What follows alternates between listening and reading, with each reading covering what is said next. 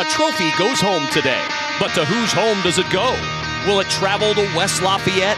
There, a Purdue Boilermaker baseball team confounded all the experts, vaulting from a preseason pick in the cellar to finish near the penthouse. Or will it reside in Minneapolis, where the Minnesota Golden Gophers won the regular season crown and hope to bring twin titles to the Twin Cities? A trophy goes home today. The Big Ten Baseball Championship begins on BTN. TD Ameritrade Park in Omaha, Nebraska, the site of the championship game of the Big Ten Baseball Tournament. And today in downtown Omaha, your ticket gets you in to watch the number 2 seed Purdue Boilermakers take on the number 1 seed Minnesota Golden Gophers, battling for the right to be called champions of the Big Ten Tournament. BTN is on hand for the Big Ten Championship game between the top 2 teams in the league, the Minnesota Golden Gophers and the Purdue Boilermakers. Our tournament bracket presented by Discover Card, the official credit card of the Big Ten Conference. Minnesota with the 8-1 win yesterday. Purdue beats Illinois 11-5, and they set up the matchup that everybody thought might happen when we first started this tournament. Number 1 versus number 2. How'd they get here? Well, the game recap presented by Meyer, the official home gating headquarters of the Big Ten Conference. Plenty of offense for the Gophers in their 8-1 rout over the 7th seed Ohio State to get to this championship game. Purdue needed the comeback route, down 4-1 early. Came back to win, going away 11-5 over Illinois. And now these two teams matching up for the Big Ten Tournament Championship.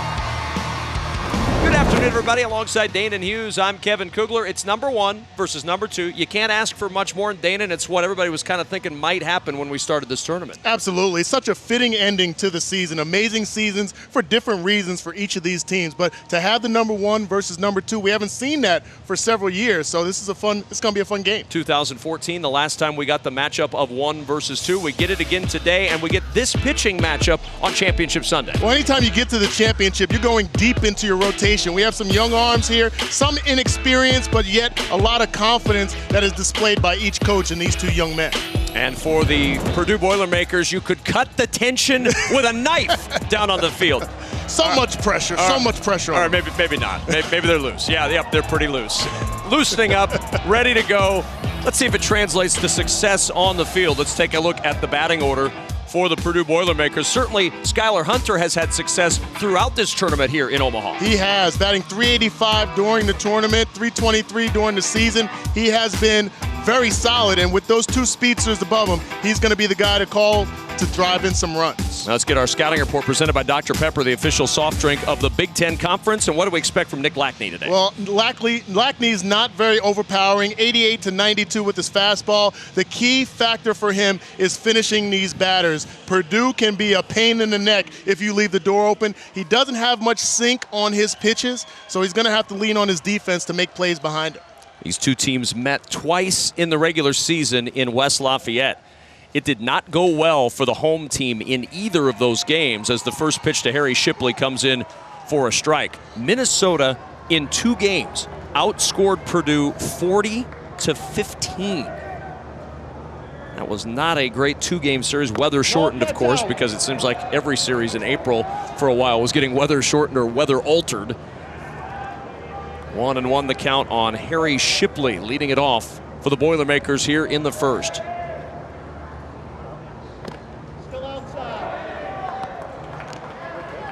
Once again, we appreciate being able to hear the sounds from behind the plate. Mark Ewell mic'd up for us today. David Ewell at first, Perry Costello, Michael Conlon around the infield. Extra outfield umps today, Mike Duffy and Eric Lovelace. So we've got it well covered today with 6 members of the Blue Crew. Unfortunately, on this hot day, all wearing their dark black shirts and gray pants. They might rather be the Blue Crew today. The 2-2 to Shipley. Wave and a miss, and Lackney gets the strikeout to start the ball game. 1 down. Well, time to welcome in the 3rd member of our crew. He's going to suffer through some heat today. Larry Putney is with us. Hi, Larry. Yeah, thanks, Kevin. You might be 97, but, there's a breeze at about 3 miles an hour, so it's really a pretty nice night or day out here for baseball. Hey, you talked about these being two of the hottest teams in the Big Ten Conference, but they're two of the hottest in the country. Between the two, they've won 45 of their last 50 games. Of course, the NCAA selection show is tomorrow. Both of these teams clearly will have more baseball to play yet this year. Minnesota likely is going to host a regional. Purdue could be a number 2 seed. I think still to be decided, though, is who goes into that postseason with the title Big Ten Tournament champs. We will find that out in 9 innings or more, as this is flared foul off the bat of Nick D'Alessandro and out of play. 1 ball, 1 strike. John Anderson, 37th season at the helm of the Gophers. 1,284 wins for the head man, looking for another trip to the NCAA Tournament. A team that is built to make some noise once they get into that NCAA Tournament. Good offense, good pitching, and how about the job Mark Wasikowski has done in his 2nd season as Purdue head coach? I could have made a great argument all year, Danon, for either one of these coaches in this game to be head coach as far as coach of the year goes in the Big Ten Conference. Absolutely. You could actually make a strong argument that it should have been a co-coaches of the year because of what Mark Wasikowski has done. Just in his 2nd year, last year, getting into this tournament by the skin of their teeth, but continuing to grow, getting some older guys to buy in, guys that he hadn't recruited, and he's done a phenomenal job at the helm. 1 ball, 2 strikes on D'Alessandro. 1 down, top of the 1st, and it's fouled away. And that series that these two teams played, Dan, and we mentioned the disparity in runs, 40-15. Purdue getting outscored on their home field by Minnesota. Nick D'Alessandro after that said, what really changed our season, those games with Minnesota, that really woke us up, got us going a little bit. We realized we could be a little bit better than we showed in that series, and they certainly have. Mark Wasikowski's squad trying to knock off number 1 for the first time this year. A defensive alignment presented by Bayer, proud partner of the Big Ten Conference, 2nd best fielding percentage team in the league, Minnesota. They've only allowed 32 stolen bases against. Could be big against the team in Purdue. Likes to run a little bit. Good way to keep that running game off the base paths is to keep D'Alessandro off the base paths. He flies out to right, and there's 2 gone. Well, Kevin, you were talking about this matchup from the regular season, and obviously Minnesota played complete baseball, which they did all season long. But Mark Wasikowski learned a lot from that team, learned a lot from that experience. He even talked about the fact that, this is a team that you can't leave the door open. They scored a lot of runs. He said even in that game, we scored some runs and kept on their heels, but then we just didn't shut them down when we had the opportunities. Good solid swing, and Skylar Hunter, we talked about him a moment ago, the hot hitter in this tournament, continues to swing the hot bat. He's aboard with 2 out. Gotta love the aggressive nature, switch hitter, batting on the right side against the lefty, and he gets it done. Fastball down the middle. That's where you're supposed to drive it. It is a steamy day, to say the least.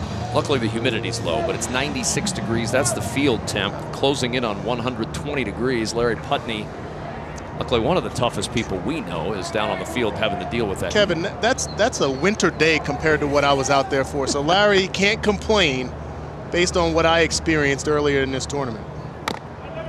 Sounds very much like a lot of Danon Hughes' stories about walking uphill in the snow 10 blocks each way. Yeah. Poor Larry, Danon, you're right. It was warmer yesterday. I was just surprised when I came down here to find that you had already walked underneath the overhang in the shade for the rest of the day. Hey, you can't be giving away my secrets, man. I was right in the 3rd base and 1st base dugout. You cannot prove any different.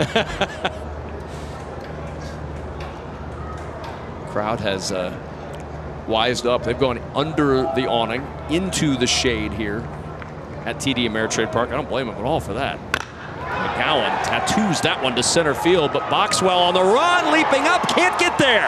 Hunter around 3rd, they're gonna wave him home. Jackson McGowan with an RBI double, and Purdue jumps out on top, 1-0. Well, McGowan throughout this tournament seemed to be dropping his shoulder, getting the ball up in the air a lot, and this one, he hits it square. And this was actually a little bit misplayed by Boxwell in center field. Looked like he made a left-hand turn, was going on a flat route towards right field, not really expecting. Then he tried to make that left-hand turn too late. Didn't take the right angle with 2 outs. The runner's moving on contact. No chance to get the speedy Hunter at home, and the door opens up early for the Boilermakers. A 1-0 lead for Purdue. Ben Nissel, the batter.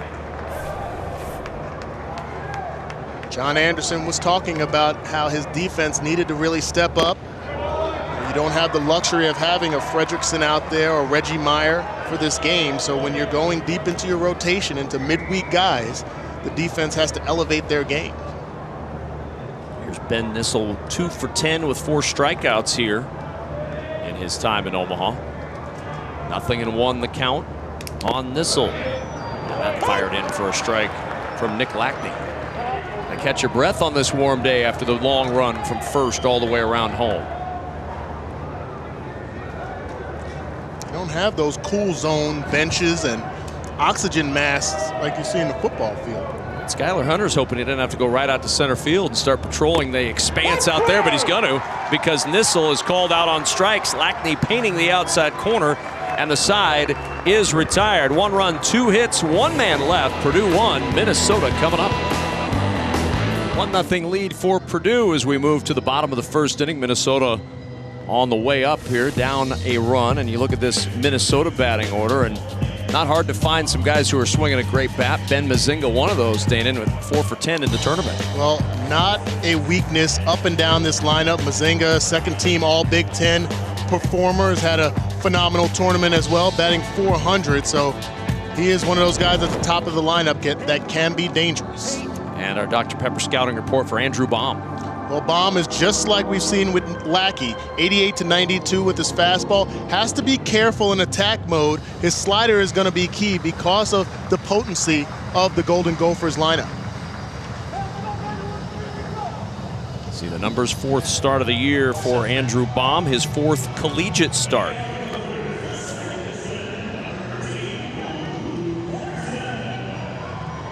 Baum, just a redshirt freshman, obviously the biggest game that he's ever played in. Limited opportunities due to injury out of high school. Redshirted last year. But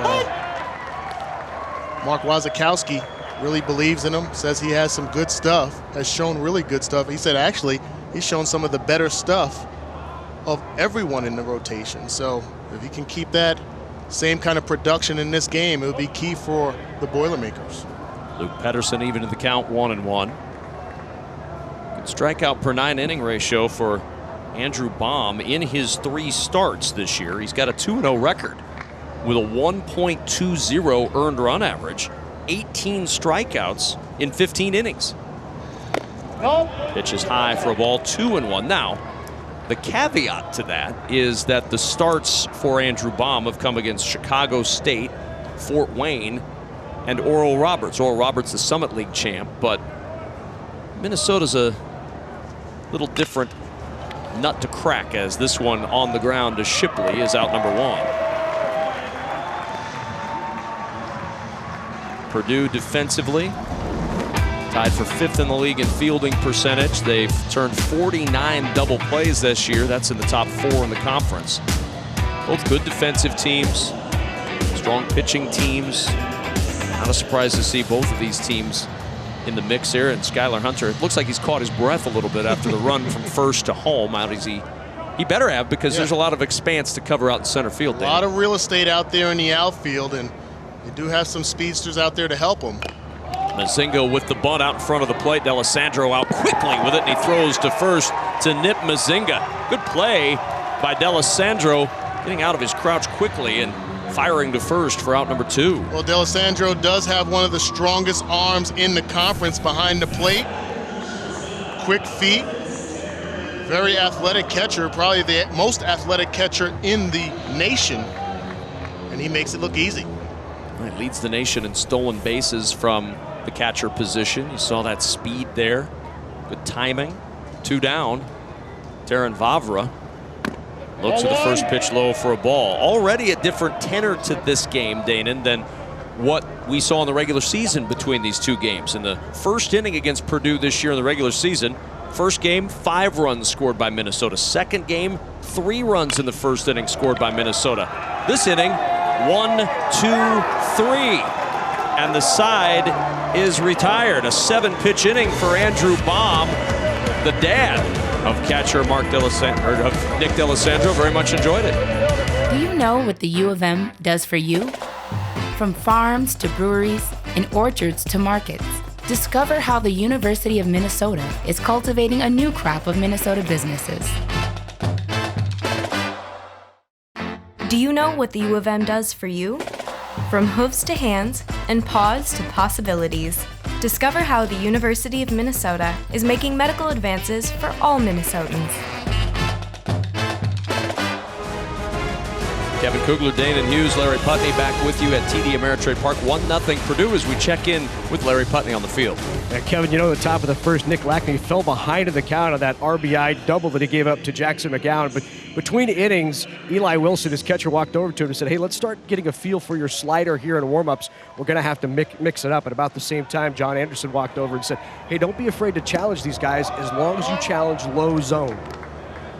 Well, and that's a great combination of head coach and catcher. And with Minnesota, it's Eli Wilson who calls the game. Yes. So it's, you know, obviously the coaching staff has some input, but they really rely on Eli Wilson to call the game for them behind the plate as Vavra fires to first and Nick Everts is out number 1 here in the second. Well, you're exactly right, Kevin. I think that's a situation where you have two teams in the Big Ten that allow their catchers to call the game, the Fighting Illini and the Golden Gophers here. And I think that's a huge component to put on the pressure as far as the catcher. But also, I think it loosens everyone else up, and the catcher is more engaged in the game moves a little bit more quickly. Everyone else stays engaged because of that. And you know, everything that happens between the lines is all because of all 9 guys as opposed to constant influence by a coach. First pitch in there for a strike to Alec Oland, and it's 0-1. Oland hitting .344, no homers, 18 runs driven in. He's 4 for 12 with a pair of runs driven in here in Omaha. The 0-1 from Lackney, and it's 1-1. Oland has hit the ball hard in this tournament as well. You see Coach Mark Wazakowski, head coach at the third base box. I asked him about if there's any pressure or extra pressure being a head coach and manning that third base box with all the information that you have to disseminate to your players. He said no, he's got his sheets in his back pocket and he stays engaged, and he's one of those more energetic coaches that you like to see.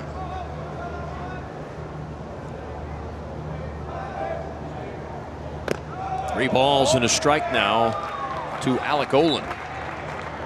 Second time this year that Purdue has seen Nick Lackney. He pitched on April 14th against the Boilermakers. In relief, went 3 1/3 innings, allowed 3 hits, 4 runs, only 1 earned, walked 2 and struck out 3. So this is not a new look for really either of these teams against the respective pitchers. Andrew Baum also worked against this Purdue squad. Against this Gopher squad. He faced him twice in that April series, an inning and 2/3, 5 hits, 5 runs, 4 walks in the 2 games in that series. The 3-2, and that's hit hard to right center field. Boxwell tracking it easily, makes the catch, 2 down.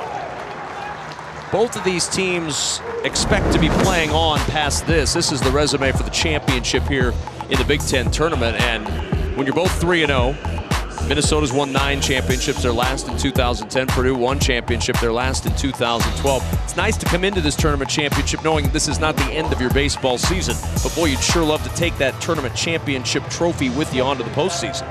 Absolutely, and each of these teams well deserve it of that opportunity, and also carry some momentum into the next round, into the next step, which is the NCAA tournament.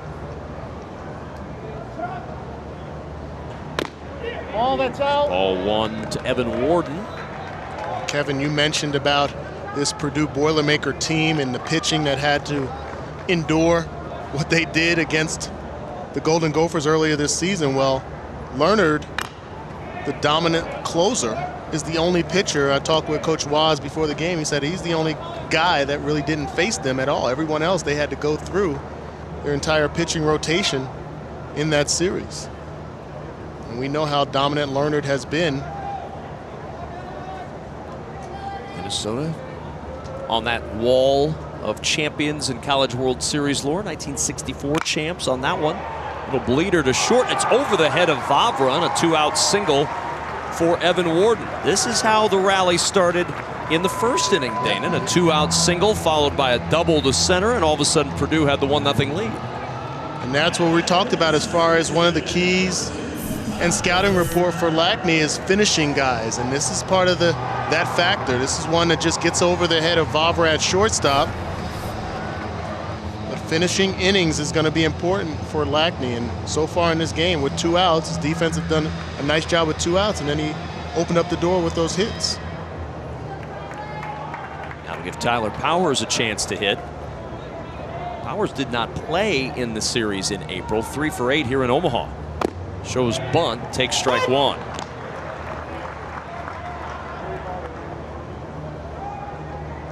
Warden at first base, a tough kid, took a hot shot to the mouth in the last series of the regular season, bounced back and hasn't shown any ill effects of that just a week later. He has speed at first base.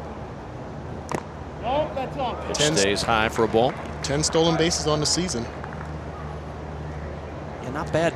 Each of these teams with good speed at the bottom as well as the top of the order. Not just speed, but also production. I mean, this week, Warden and Powers have really come through, continuing to keep their offense going, and that's what you need. You know, when you're a team that doesn't hit a whole bunch of home runs, you're in a park that doesn't allow for a lot of home runs, you have to have production 1 through 9. Powers providing that from the 9 spot. 3 for 8 in the tournament. 4 runs scored, 3 walks. Clutch hits as well mixed in there. Not bad for a guy whose claim to fame in the starting role has been his glove. Runner goes and a stolen base. Sliding in safely at second is Evan Warden with his 11th steal of the year. The throw to the third base side of the bag gave Warden a chance to get in safely. Not the most accurate throw we've seen from Eli Wilson behind the plate, and you can see Warden, that's a run and hit situation. So about 4 steps in, he peeks in, slides to the back part of the base, there safely. 8 stolen bases now in the tournament. That leads the field for Purdue. And now a chance with a base hit to drive in a run as Powers looks at a strike on 3-1, and the count's full. With the tall stature of the pitcher, Lackney being a left-hander can make it a little bit easier for guys to swipe second base. They're going to go on first movement, so it's going to be very important for Lackney to hold those runners down, and that's what John Anderson even talked about earlier. He said these guys are not going to just go station to station on us. And a little looper into right center field. Boxwell on the run, got there in time, and the side is retired. The 2-out single left stranded at second in Omaha. 1-0 lead for Purdue early on in Omaha. Since the start of the tournament, this is interesting to see the changes in RPI. And Purdue has had a great tournament. They've surged in the RPI, up 13 spots now to 27 in the RPI. Minnesota, they were in great shape before the tournament. They've done nothing to harm themselves. Certainly today won't hurt themselves as Eli Wilson on the first pitch swinging, drives it to left, and that ball's gone.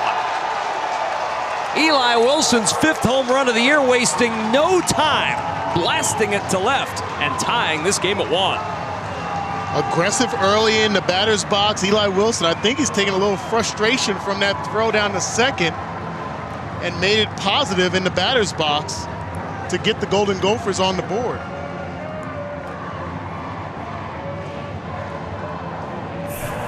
That first pitch was absolutely hammered. Perfect swing, balanced, violent hands through the zone. It's a nice job by Wilson. First Gopher home run this tournament, the 10th home run of the tournament for all teams combined. And at least in these first 2 innings, ball's showing some signs of carry today. That double to center field for Purdue in the first. That home run to left for Eli Wilson. And on this hot day, the ball seems to be moving a little bit as Coffey's out front 2-0. Well, we've seen some hard hit balls, even with the wind a little bit stronger earlier in this tournament. When the ball stays low, we've seen some line drives pierce through that wind, catch some outfielders off guard. Micah Coffey with love to turn an Eli Wilson story here. He's 0 for 10 in the tournament as Coffee. Wilson with the 10th home run of the tournament. Puts us right even with where we were in this ballpark 2 years ago with 10 during the Big Ten tournament. How about Bart Kaufman Field? Launching pad, smaller field indeed. And there's Micah Coffey's first hit of the Big Ten tournament, a ringing double into the right field corner. So a homer and a double, and the Gophers' hitting shoes have been brought out to start this second inning. As I mentioned, this team does not have a weakness up and down the lineup. You consider even getting down to Toby Hansen at the DH position at number 9. Has done an outstanding job in the batter's box as well. So it's not going to be easy out. Tough sledding all afternoon for Baum.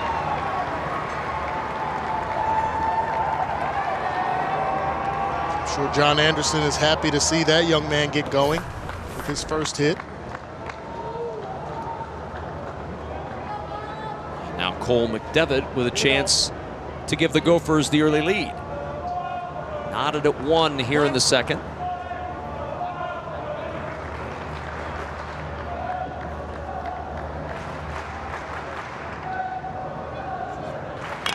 First pitch swinging fouled away by McDevitt, hitting .285 on this season. Ended the year tied 15th in the Big Ten with 8 home runs. He's driven in 43 runs. One of those 8 homers coming against the Boilermakers. You see Eli Wilson trying to get some shade and some water to get back out there behind the plate, but that last walk to the pitcher's mound between D'Alessandro and Baum, I'm sure the conversation was about being more careful with that first pitch. You're getting some aggressive swings from the Golden Gophers, especially early in counts. Got to locate a little bit better.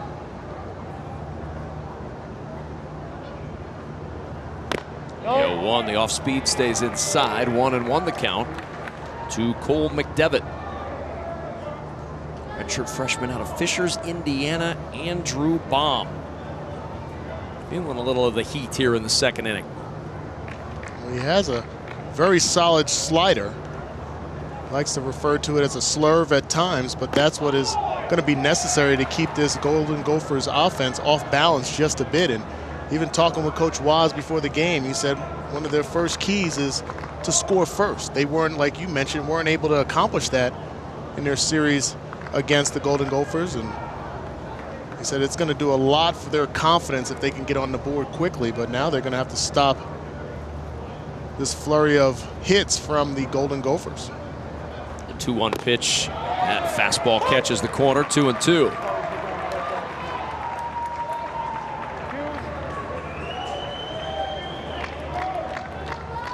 Cole McDevitt, 4 for 10 in West Lafayette against Purdue pitching. 1 home run, 3 runs driven in. Scored 5 times in that series, in which Minnesota scored 40 runs in 2 games.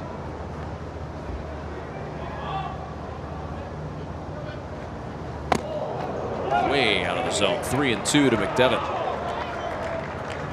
Dana, you and I were elsewhere in the league calling games that weekend when those scores started flashing across. And that almost caught the bat of McDevitt there on the throw behind his head. Very important to drop that bat first, and that's a nice adjustment by D'Alessandro behind the plate. The slider got away from Baum. Drop your bat first. 3-2 pitch, misses low for ball 4.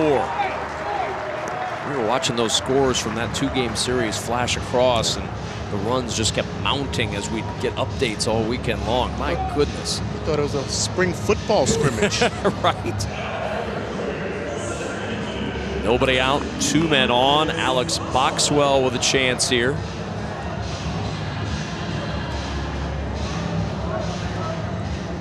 Boxwell with very good speed out of the batter's box. Not afraid to drop down a bunt in this situation. May be called on. Patrick Smith and Trent Johnson out to the bullpen, Danon, as out to the mound for a conversation comes Steve Holm. I think a part of this trip to the mound is obviously to get the bullpen going. but at the same time, make sure that the defense understands what they're going to do and how they're going to treat this sacrifice situation, because it's not an automatic out to get Boxwell at first base. So at third baseman, Evan Warden is going to have to be in extremely close or crashing fast to even get the speedy guy out of the batter's box. Well, this has got the makings of a lengthy inning, and that makes you wonder about Nick Lackney on the other side. Where do you hang out in this heat in the dugout? Larry Putney, you've got the answer to that question? Well, I do, Kevin. You know, like any job, where do you find where do you hear the conversation happening at work, right? It's around the water cooler.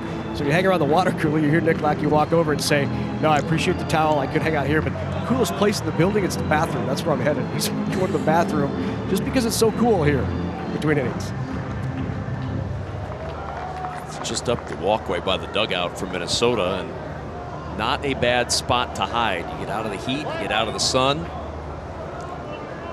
Well, yesterday they tried to maneuver the big fans, industrial fans that they had in the dugout, and it was just fun watching them try to get it through the walkway because it was too wide. So I'm thinking these college kids, college-educated kids, had a tough time maneuvering and figuring out how to move a fan between the opening. It was fun. Need more engineering majors in there. But they were coachable because I told them to turn it over and tip it over, and they got it done that way. So there's a fan. That was some help. Starting pitchers who are not pitching. Prime spot for the fan. The 0-1 to Boxwell shows bunt. This time takes it inside for a ball. Gave him one swing and came up empty, so now showing bunt at least on the 0-1 pitch. 1-1 on Boxwell. That last pitch could have hit him. We know if Purdue was in the batter's box, Purdue being one of those teams, and we've seen that for several years, they wear that as a badge of honor to take pitches, and they have no problem capitalizing on mistakes by pitchers. Back to second, that's where Coffey is. McDevitt's at first for Minnesota. Run in on the solo home run to lead off the inning by Eli Wilson. Coffey does have good speed, has not been successful this season in stolen base attempts, 0 for 2, so may not be a situation where they try to fool the defense and have him be a part of a double steal. The 1-1 swinging away, and it's popped up. Nissel in left with a bead, makes the catch, one away. They were expecting bunt on the infield, everybody crashing in, and Boxwell swings away and he pops it out to left. Well, this could be very dangerous for any defense because they were in full crash mode. They rotated Shipley from shortstop over to cover third base. Warden was crashing full speed, and Boxwell gets on top of that ball. That would have been a hot shot to third base with the opening really large. That'll bring up Jordan Kozicki, by average the Gophers' best hitter in this tournament. Hitting an even .500 in the Big Ten tournament. 5 for 10, 3 runs driven in for the sophomore out of Minneapolis. 2 on and 1 out. And the first pitch is high to Kozicki for ball 1. There are the numbers for Kozicki in the tournament. He has seen Andrew Baum, obviously, as have these Gophers, but he had great success against Baum in the early season meeting. Hit a 3-run bomb, off bomb in West Lafayette. He's got a chance here with 2 on and 1 out to duplicate that feat as time is called. Well, right after that last pitch by Baum, you saw D'Alessandro behind the plate show him how to snap down that slider. The slider is just getting away from Baum on several occasions in this game so far, so trying to help his pitcher with that pitch. Big cut from Kozicki, and it's 1-1. You look at the development of Jordan Kozicki, who's all Big Ten freshman pick last year. Hit .351 during conference play, comes into this bat at .267 on this season.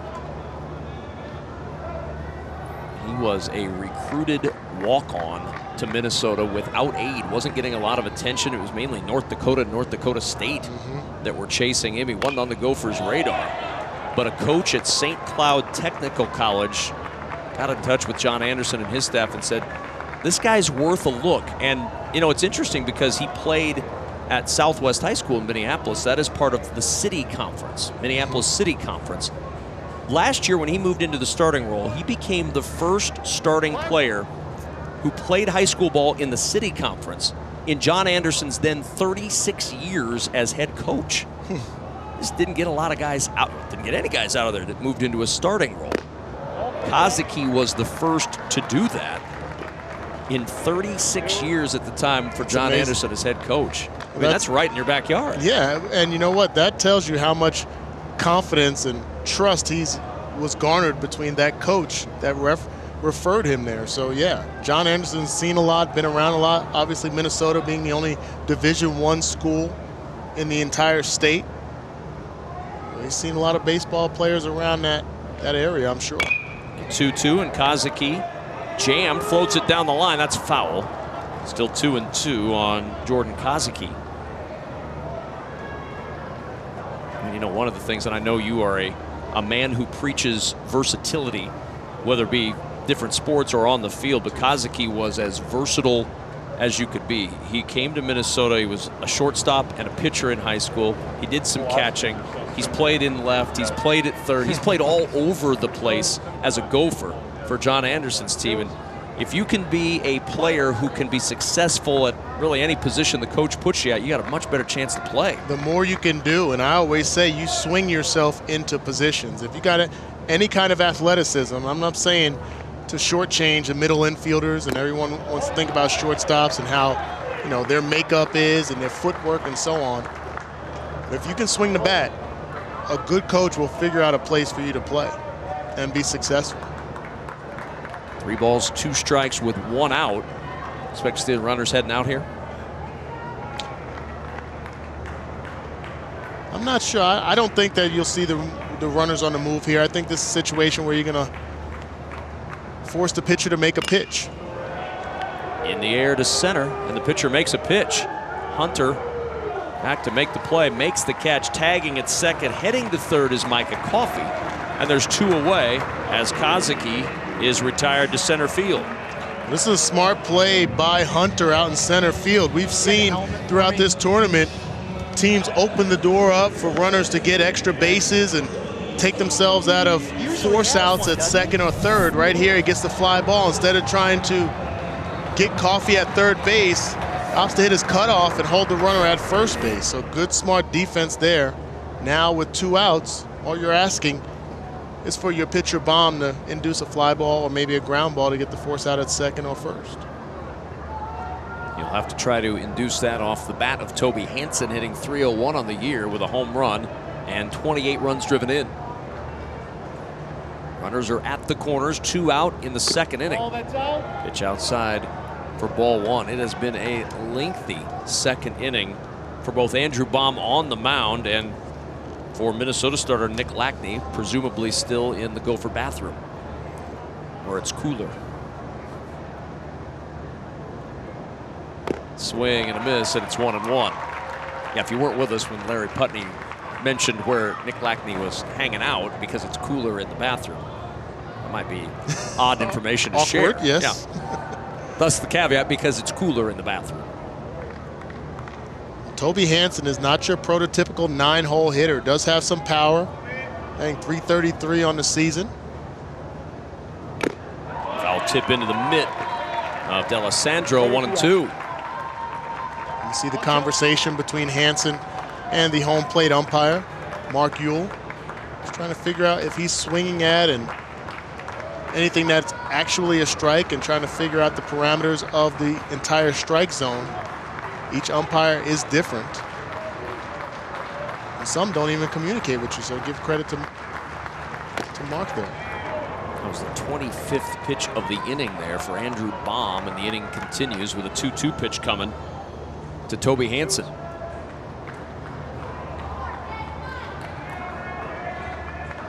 Not a great day for your dark black uniform tops and gray pants.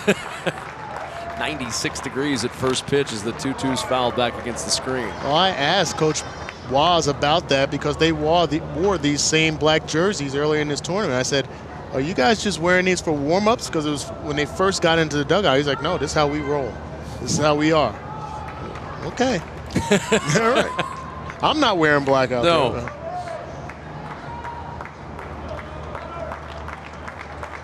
And that's the attitude you love to see with the coaches, how it affects the team. And this team already has a chip on their shoulder. They feel like they have no one has confidence in them. Nissel at the track makes the catch. And Andrew Baum does some pretty good work after the solo home run started the inning off the bat of Eli Wilson. The damage limited after that. We're knotted at 1. When you bring the best teams together in tournament settings, you normally find some of the best defensive plays of the season. No different here in Omaha. Indeed, no different indeed. You have a lot of teams here with a lot of athleticism and some big-time plays being made defensively. Infield, outfield. We saw one earlier from D'Alessandro there. Lots of good defense, lots of tremendous plays as we start off the top half of the third inning, and Harry Shipley takes the first pitch for a strike. Back to the top of the order, Shipley, D'Alessandro, and Hunter against Nick Lackney. Shipley struck out swinging against Lackney in the first, and down quickly 0-2 to start off this third inning. Jordan Kazuki, we talked about his story when he was at the plate. We saw him with the glove in that package of great defensive plays. The glove, the balance, the flip, did it all. The 0-2. And Shipley, a little inside-out swing to left. Coming on in a hurry is Ben Mazinga, who makes the catch. And there's one down in the Purdue third. Well, it's one thing to have to face this lineup and the potential they have offensively, but when you put up 983 defense, that tells you something about the completeness of this team. And I'd say it's one of the more complete teams in the country. And they play to that level so often. Well, we showed you the RPI of each of these teams, the top 2 RPI teams in the league. This Minnesota squad, Purdue, that balance will certainly help them in postseason play in the NCAA tournament, but this Minnesota squad figures to be a hosting team when the announcement is made for a regional to host. And if they could get through that regional, get to a super regional for the first time since the super regional format started in 1999. With the pitching this team has, they can make some noise out there. Another good defensive play, this time from Lackney on the hill. And D'Alessandro's out number 2 in the third.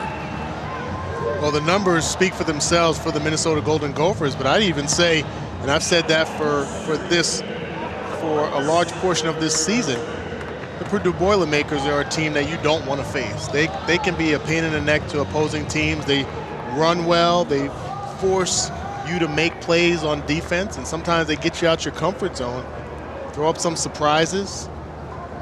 Whatever they can do to plate runs and win the game, that's their attitude. First pitch swinging, Skylar Hunter comes up empty. He got a 2-out rally started in the first with a base hit, came around to score on a ringing double off the bat of Jackson McGowan. 0-1 on Skylar Hunter. Ball, no swing. 1-1 the count now. Nick Lackney appears to have found a little early rhythm after the 2-out hiccup in the first. And after every pitch or every bad pitch, you see Lackney get the ball back from Wilson, and he turns his back to the catcher, faces the center field, and kind of gathers himself. So the junior knows what it takes to get out on the mound and compete. Every pitch, it's not just batter to batter, but pitch to pitch.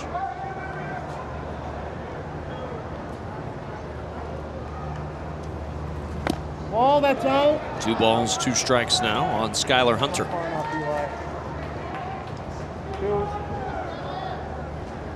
Hunter came in 5 of 13, as we told you at the top of the broadcast, in this Big Ten tournament. Went 4 for 8 against Gopher pitching in the 2-game series this year. The ball gets away, now 3-2 on Skylar Hunter. The 2018 BTN Big Ten case coming to Soldier Field in Chicago Sunday, August 12th. Represent your school in the 10K and 5K races and then enjoy an incredible post-race tailgate. Registration's now open. Go to btnbig10k.com right now. 3-2 pitch. And Hunter fouls it away.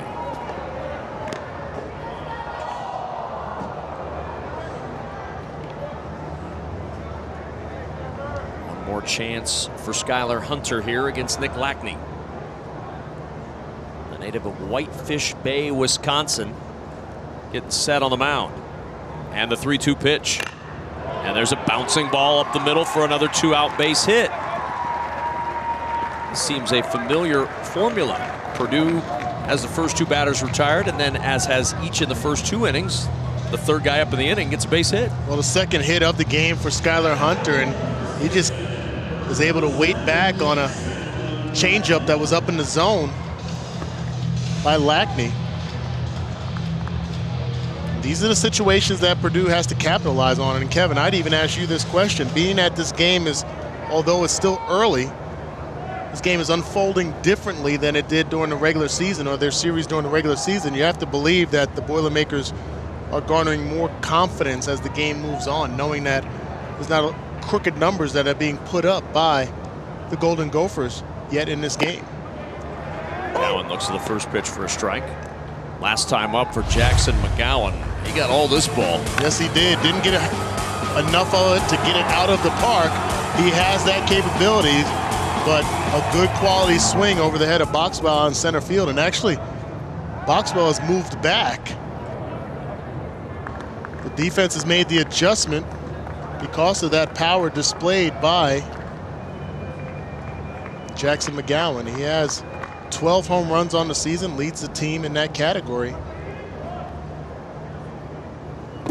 Which is outside for a ball. And really the power turned for him in middle of the Maryland series earlier in the year. He had a home run in the 9th that tied it in a game-winning home run, as it would turn out in the 11th inning. Since that time, the Big Ten's leader in walks has been walked 25 times. Opposing pitchers saw that and said, you know what, we're going to be a little more careful with Jackson McGowan. There goes the runner, hit and run, and it's fouled away. I don't blame him. McGowan looks the part. Andy Danon, 6'3", 215-pound junior out of Brownsburg, Indiana. He is well put together, and we saw him in that first inning come through with that huge double to center field. Well, you also have to believe in the game plan in that, okay, he's the guy that has the biggest potential to put the ball out of the park. Now Nissel right behind him has 6 home runs. There's a called third strike. Third strikeout for Lackney, second looking. And the 2-out single left stranded at first. On a hot day like this, the snow cone becomes a syrup cone before you can even get it away from the concession stand. Just immediately melts. It's so hot here. The 2018 Baseball Awards presented by State Farm, the official insurance partner of the Big Ten Conference. Minnesota well represented. John Anderson, the coach of the year. Patrick Frederickson, we've seen him in this tournament, the freshman and pitcher of the year. Brent Spillane, the player of the year. Illinois departing yesterday. But we will, we think, see Illinois again in the NCAA tournament. Some of the I'm confident. The D1 baseball folks have them right there on the edge of in or out. The resume certainly looks strong enough for Illinois to be in when the field is announced for the NCAA tournament tomorrow. We see some snow cones there. Now, I am going to confess, Larry outed me in regards to where I spent some time yesterday in the, on the freezer. In the freezer with the snow cones? I did get some ice cream while I was down there. Millard West Band, I have to give them a shout out. Hooked me up with a little vanilla ice cream during the game yesterday. Liner to Nissel. And I'm Team Cup. I don't know if you are Team Cone, but I'm Team Cup. And they put it in a cup for me, which they obviously was a little bit different. It was more challenging to get a cup of ice cream, Kevin, than to hit a curveball from Patrick Frederickson. I am confident that the Millard West Band was able to come through, though, in shining colors for you at their concession stand. They're team players. They were cool with it. One down as Ben Mazinga steps in, and the first pitch is low for ball one. Favre to follow here in the Gopher third. 1-1 ball game. 96 degrees at first pitch. That ties the hottest start temperature in TD Ameritrade Park history. That was set yesterday. Liner to center. Good jump by Hunter. 2 up, 2 down. Sun's out, guns out. That's how Scott Pose was working. Didn't Scott have his sleeves rolled up a little bit when he was down there? Yep. Scott Pose has departed our company. Got a graduating senior in his life today. So he's home to watch the walk for the diploma. As Terran Favre sends this one high in the air to right. Oland going back. Oland at the track, looking up, and it's gone. Gophers take the lead on Terran Favre's 10th home run of the year. Terran Favre, one of 2 all Big Ten first teamers that were unanimous picks, justifiably so, and good to see him getting going and getting another run on the board. And again, the second home run of this game by the Golden Gophers, both on the first pitch by Baum. That ball was absolutely hammered out to right center field. And here's Eli Wilson. Pounded the home run to start the second inning, and he looks at the first pitch for a strike. Boy, did Favre extend, get all of that, and Oland running out of room.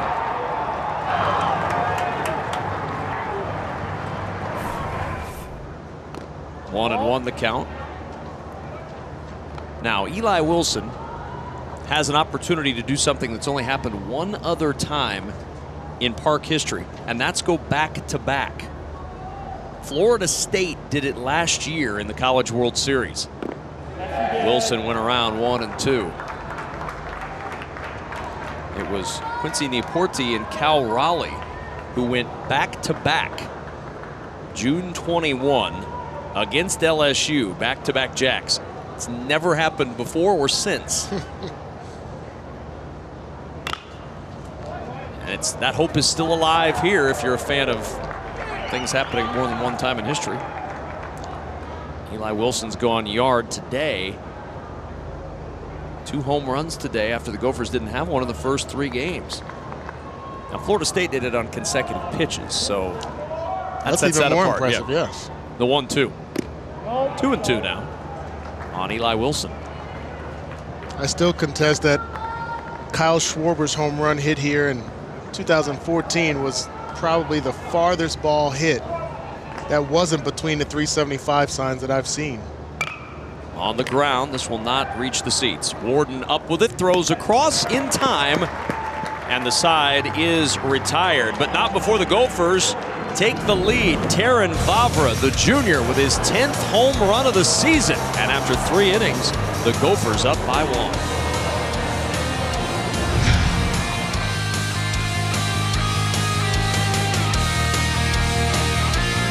Don't kid with COVID. mHealth Fairview wants you to know that what you do today will affect your family and our community tomorrow. Good hand washing protects you and can slow the spread of the virus.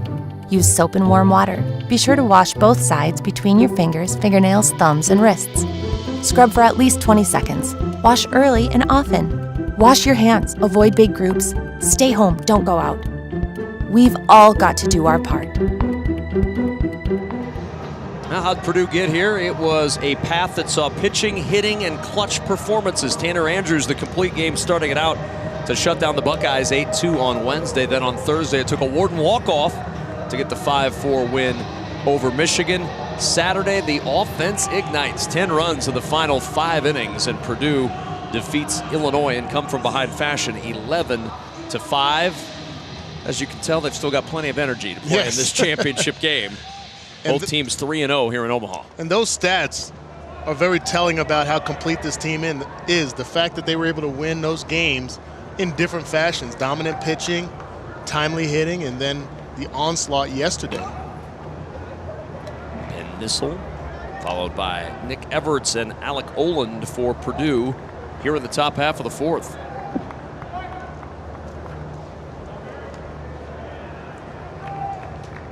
Nissel 0 for 1 with that strikeout earlier on. Lines this down the right field line. Long run for Kozicki. Gets near the wall, and Kozicki able to make the catch.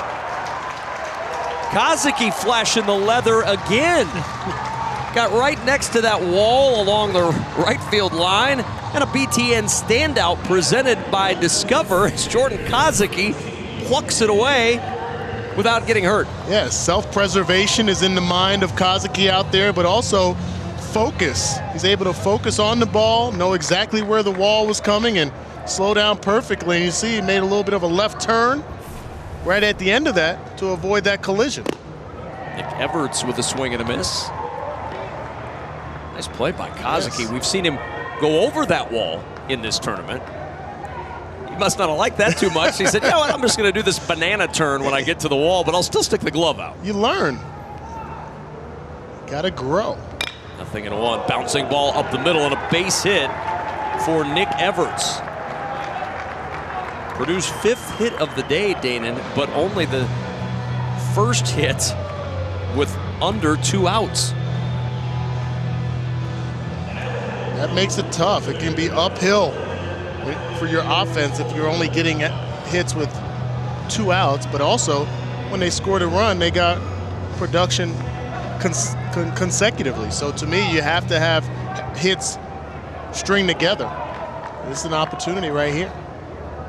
Again, last time we had a base runner at first base, the Boilermakers were not content with the possibility of a double play. They were sending the runners. So Everts is 4 of 6 in stolen bases attempts on the season, and they're going to make or put some pressure on Eli Wilson behind the plate. 90 stolen bases on the year for Purdue in 129 attempts. So there are not too many teams in college baseball that run more frequently than Purdue. We saw Michigan State on the year break the century mark in stolen bases with 100 with what they were able to get done in Omaha. Purdue not far behind. We'll see if Everts is running with 1 out here in the 4th, and a pitch low to Alec Oland for a ball. It's a nice job by Lackney, changing things up, trying to hold the runner. Doesn't have a really good move to first base. He goes with just a couple of token throws over to first base and then the slide step home, just to throw off the timing.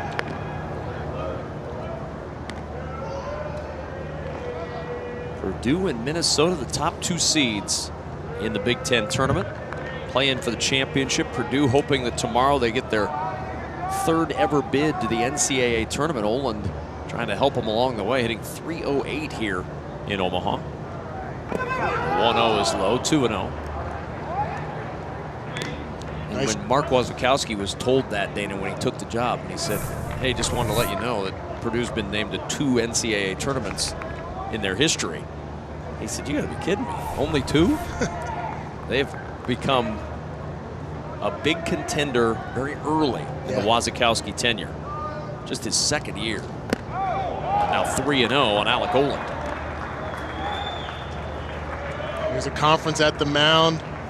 Terran Vavra going to chat with his pitcher, and I think the focus of Lackney now has been that runner at first base. Everts has gotten in his head. He's gotten 3 straight balls thrown, and I'm sure the conversation is more about the focus on the batter and let them handle it between Eli and most likely it will be Pedersen covering second base with the right-handed batter up. And that's ball 4. And now a 1-out threat brewing for Purdue here in the 4th. 2 on, 1 out, and Evan Warden coming to the plate, and Brett Schultz working in a hurry to get ready for the Gophers.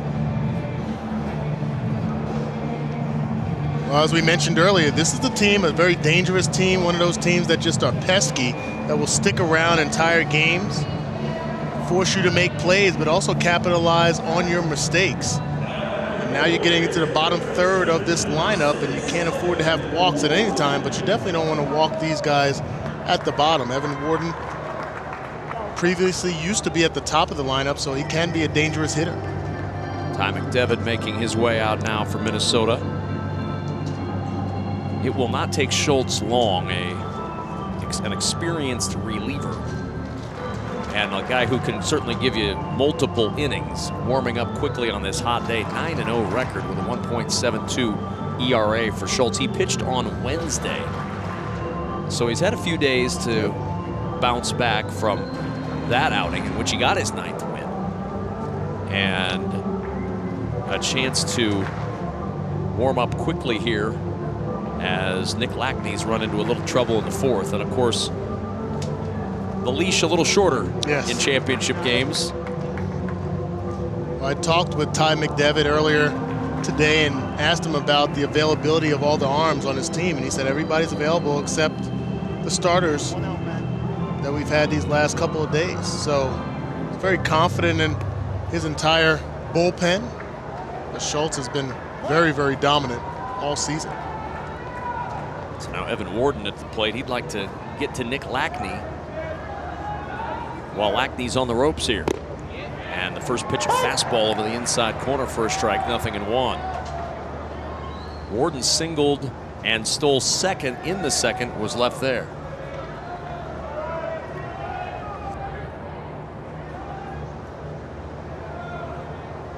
No balls, 1 strike. 2 on, 1 out.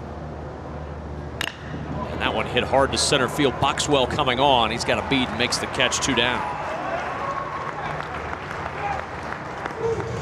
That's a good swing by Warden. He got in the batter's box, stayed in the batter's box, and knew exactly which pitch he wanted to go after. The pitch was out over the plate. Strong line drive to center field. Good coverage by Boxwell. You see right here, just good short stride, good balanced swing, controlled body. Unfortunately, the best swing, sometimes the ball finds the glove.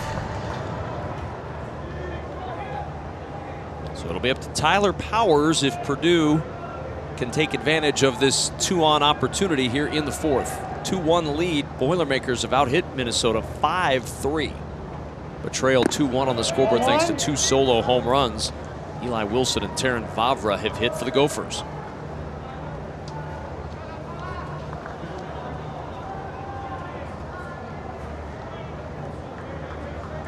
Powers has driven in 12 this year.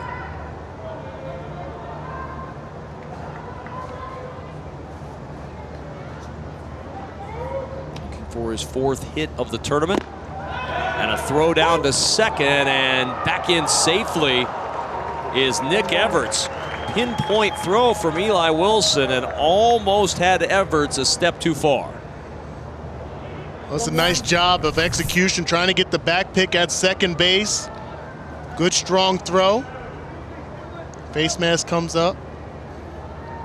But this is an attempt by the Golden Gophers to quiet down the action on the base pass. Purdue is one of those teams, whether they get on any base, they'll be in the movement. They'll, especially at third base, they'll try to affect the pitcher however way possible. Ball 2 strikes on Powers. Yesterday in their game, they got on third base a couple of times and pretty much ran about 5 or 6 steps down third base line towards home based on the positioning of the third baseman. So, and I like that kind of mindset. And you spoke about Waz and what kind of game he plays, or what kind of game this program plays. It's like a West Coast baseball. Fast. A lot of George Horton influence, as you might imagine, from Mark Wasikowski. Spent several years with Coach Horton out at Oregon. George Horton had such a great run of bringing teams to Omaha from the West Coast. Hasn't been able to quite get Oregon over the hump. They restarted the program. He came in there to be the head coach. But that's a tough task when you've got a team like Oregon State right there in the same state that has such a great run of success with Pat Casey. Still 1-2 on Tyler Powers. Actually, right there, I'm sorry, Kevin, that right there, I think there was a missed sign. Oland at first base was on the move and actually had to put the brakes on. It might have been a double steal employed there by the Boilermakers that wasn't necessarily communicated to Everts, or he didn't pick up the sign. Yeah, hard to double steal if the guy in front of you is not stealing. The 1-2, no movement this time, and it sprayed foul into the seats.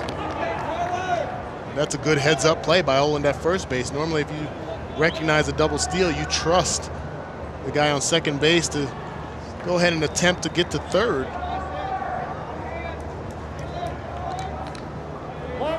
Seventh pitch of the at-bat coming here to Powers' 70th pitch of the game for Nick Lackney. Timeout! And Powers trying to shake Lackney out of a rhythm.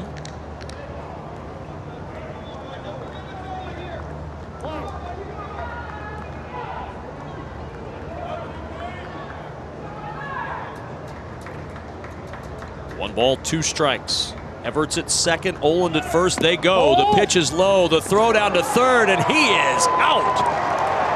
Everett's gunned down, and the inning ends with Everett's caught stealing at third. Purdue does not score. Still 2-1 Minnesota in the fourth.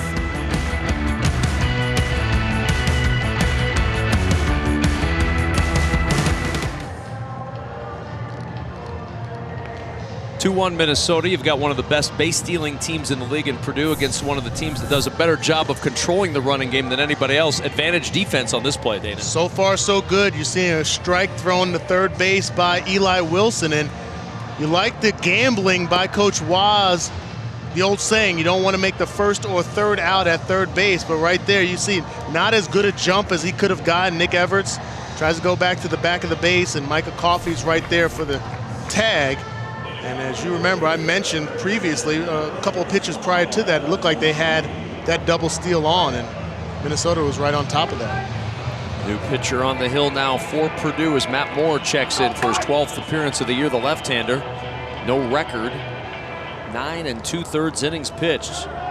It's all hands on deck today in a championship game. Bullpen going behind him as he faces Micah Coffey, who doubled into the right field corner his first time up for his first hit of the Big Ten tournament. Well, Moore is a guy that comes from that three-quarter slot, and he can be tough on lefties. So when I was talking with Coach Waz, that's the emphasis that he put on, is you got 6 left-handed bats in the lineup for the Golden Gophers. He's got a fastball at 87 to 90 miles an hour. Pitched well against Ohio State earlier this season. Hang on. Stay close. Yep, we'll reset right away. 1 ball, 1 strike. He's got Coffey, the left-hander, McDevitt from the right side, Boxwell, the lefty, due up in this inning. The 1-1 misses away, 2-1.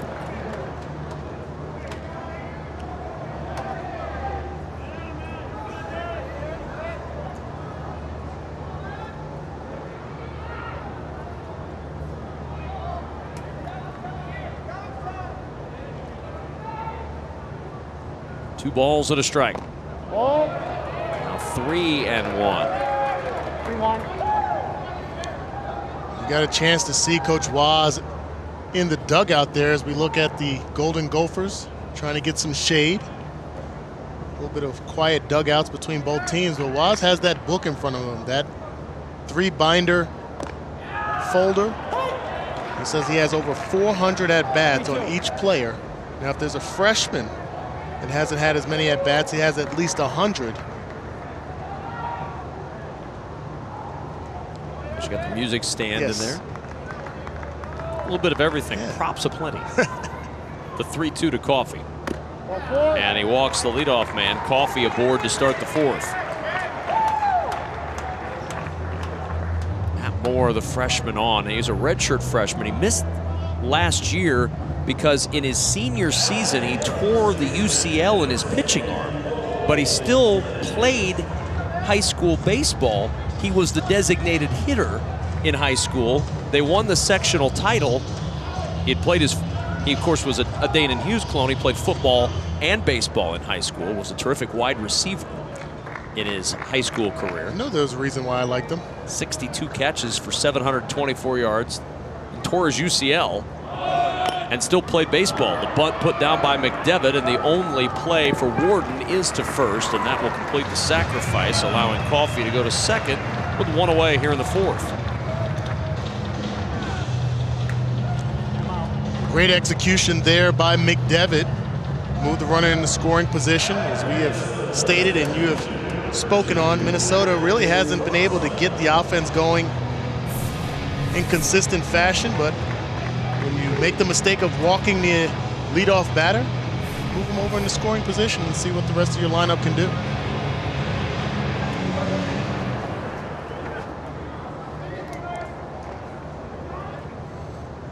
Go back to Moore and your comments on Moore being a multi-sport athlete. I am one of those guys, not just because of my upbringing, but I'm still one of those guys with 5 kids, and I coach travel baseball, play multiple sports.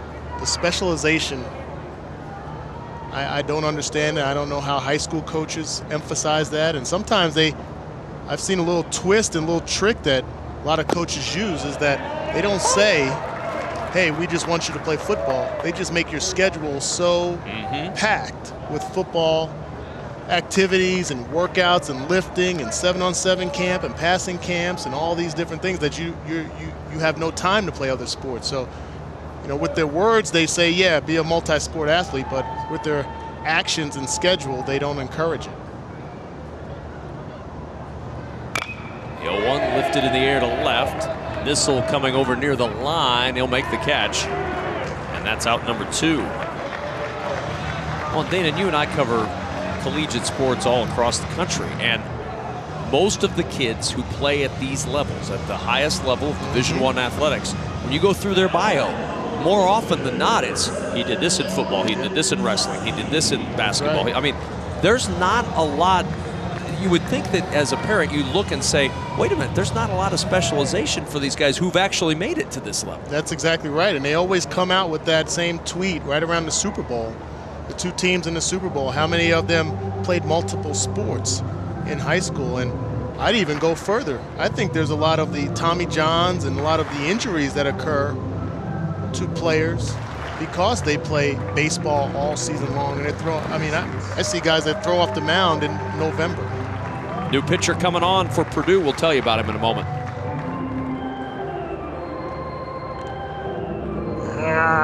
Is that the sound? Bottom of the 4th, 2 outs, 2-1 lead for Minnesota, and you go from wearing a Chewbacca mask to the glove on the mound.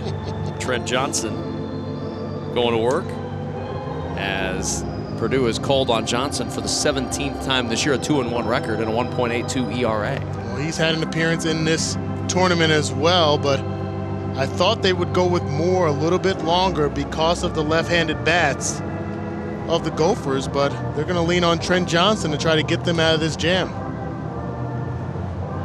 So Johnson coming on with 2 out, Coffey out at second. And while Johnson warms up, let's look at the path that the Gophers have taken to get to this championship game. Of course, they won every conference series during the course of the year. They survived a scare against Michigan State on Wednesday with terrific work from their bullpen. Then on Thursday, Reggie Meyer was fantastic. 3-0 the win over Illinois, gets his first career shutout.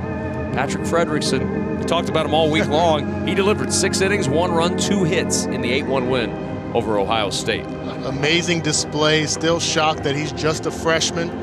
Just total control on the mound, command of all of his pitches. And how about that first game against Michigan State, the fight of Jake Boss Jr.'s team, and they stuck with him. Actually outplayed him, I thought. I thought they had the momentum for most of the game, and they had one big call that kind of took the game away from him at third base. And that second game, that display by Reggie Meyer. First complete game, first career shutout. Koski first pitch swinging, and it's fouled away. We saw Trent Johnson yesterday against Illinois, 1 1/3 innings. Didn't allow a hit, didn't allow a run, walked a batter, and struck out 2. So, second straight day of work for Trent Johnson. Trying to get out of this 4th inning with the score still 2-1 Minnesota.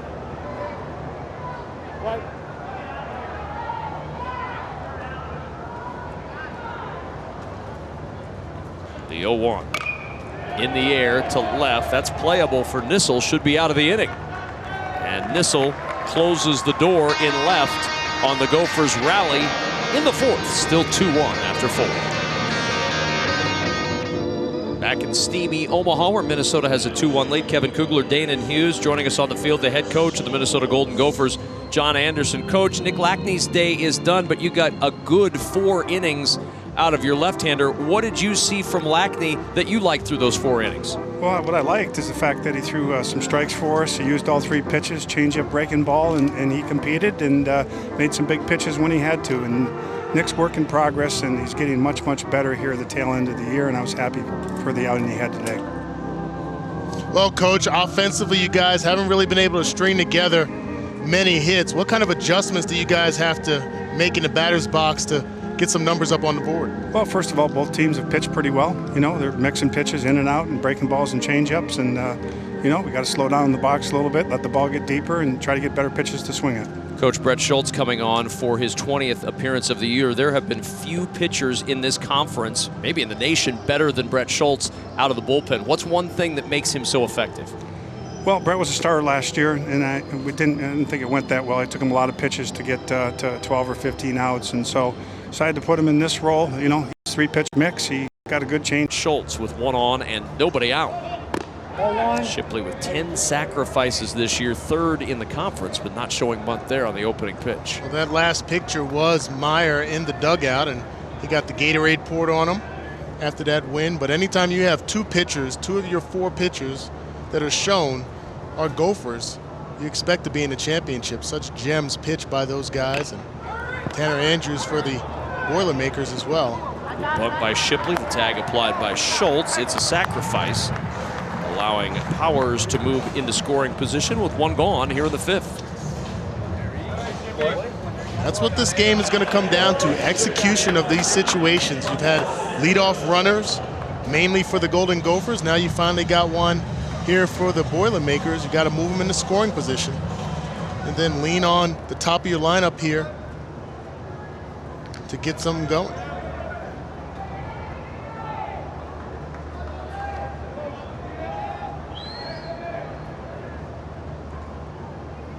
Powers at second for Nick D'Alessandro, and the first pitch missing outside for a ball.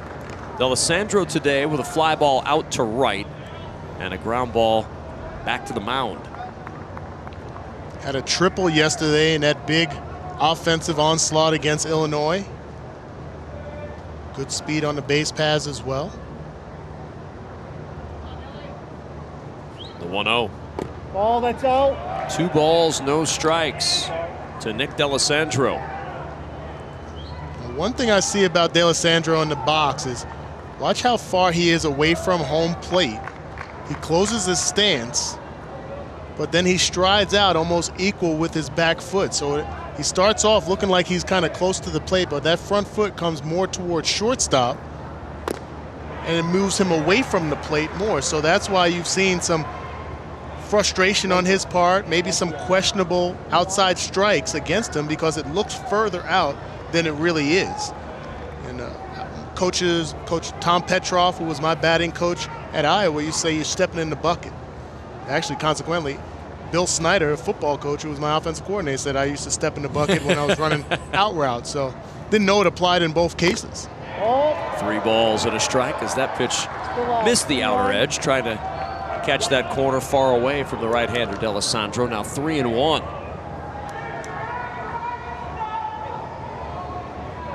Opportunity here for Purdue, down a run in the 5th. Dad hoping for a hit here.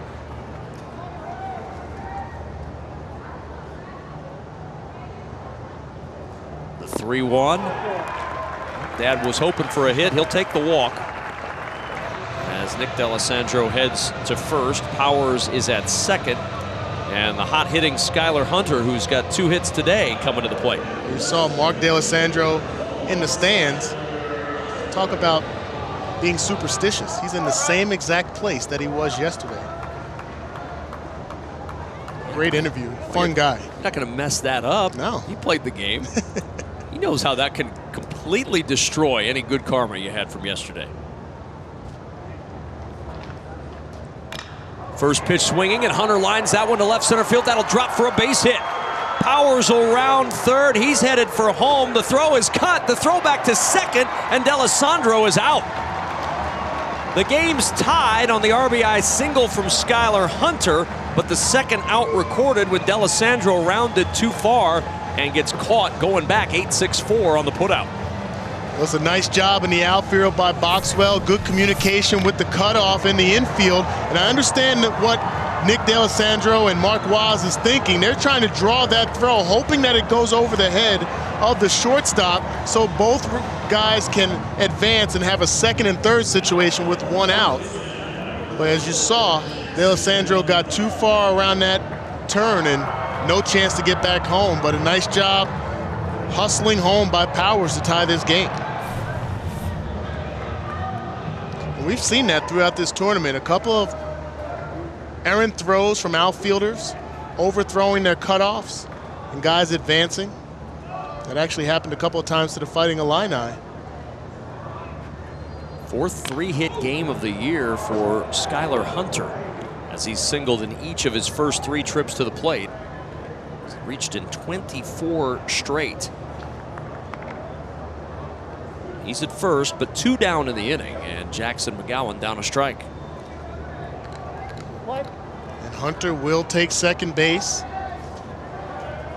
Again, Mark Waz, not one of those coaches that will let him stay stationary very long, especially with the dangerous hitter in McGowan up.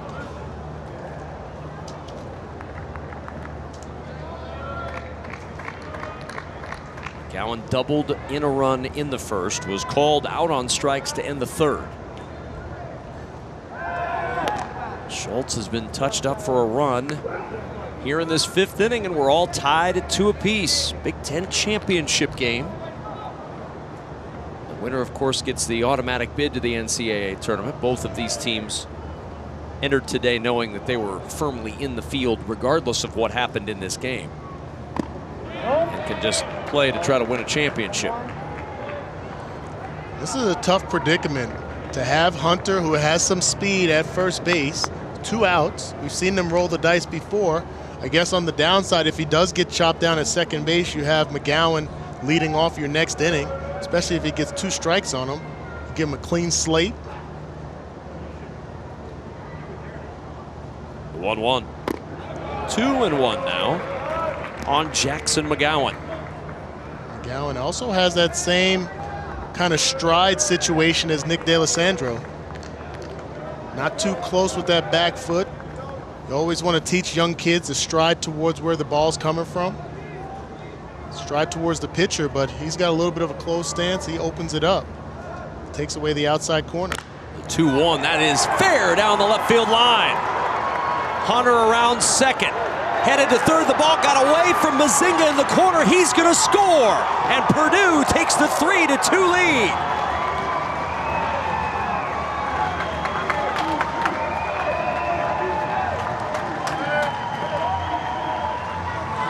Tenth double of the year, second today for Jackson McGowan. Almost identical situation as we saw in the first inning.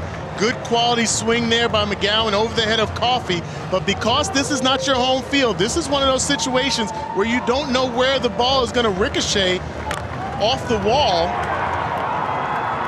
Mazinga not able to get to it, and see just the peek over the right shoulder tells you he's still got time to get home. If he feels that cleanly out in left field, it's a second and third situation, and now you just have a run scored for the Boilermakers. I hope Skylar Hunter's wearing a device that'll track his steps today, because that's the second time with 2 out that he's had to motor all the way around from first to home. He's going to need to go into the bathroom underneath in the tunnel and cool off a little bit. A lot of running for that young man.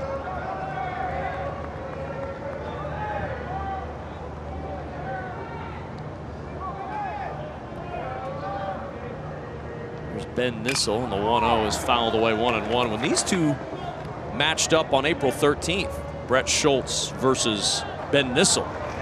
Nissel took him deep. One of 2 hits allowed by Schultz in a 4 2/3 inning performance in relief. He got the win in that Minnesota win on April 13th, but Nissel touched him up for the long ball. The 1-1. Now 1-2 on Ben Nissel, who's 0 for 2 today.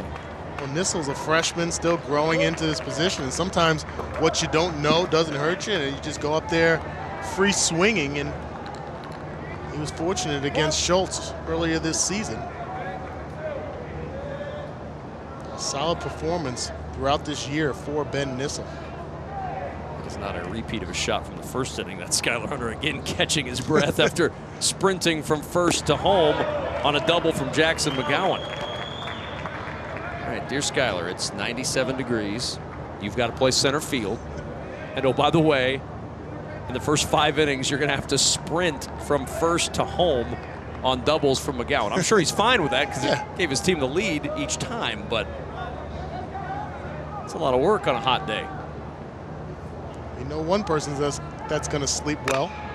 Nissel sends this one high in the air to left. Playable for Mazinga, who started back, now comes in. That ball died up there as Nissel is out. But on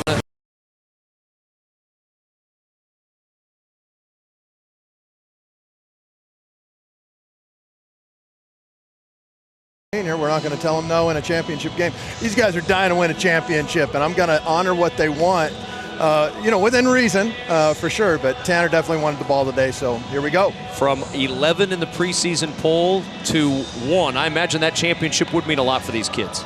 Oh, there's no doubt about it. And it wasn't a preseason poll. That was just the Big Ten coaches picked us to finish 11th. If it was 11th in the country, guys, that'd be a different gig. But you're talking about 11th in the, I think there's only about, what, 13 teams in this league? Yep, the number's 13. Okay, yep, so I got my math right. They've been keeping me up to date on the math, my players, so, yeah. Well, Coach, good luck the rest of the way. We appreciate it. All right, sounds good. Thanks for your coverage, guys. Oh, thank you, Coach. Mark Wasikowski, the head man.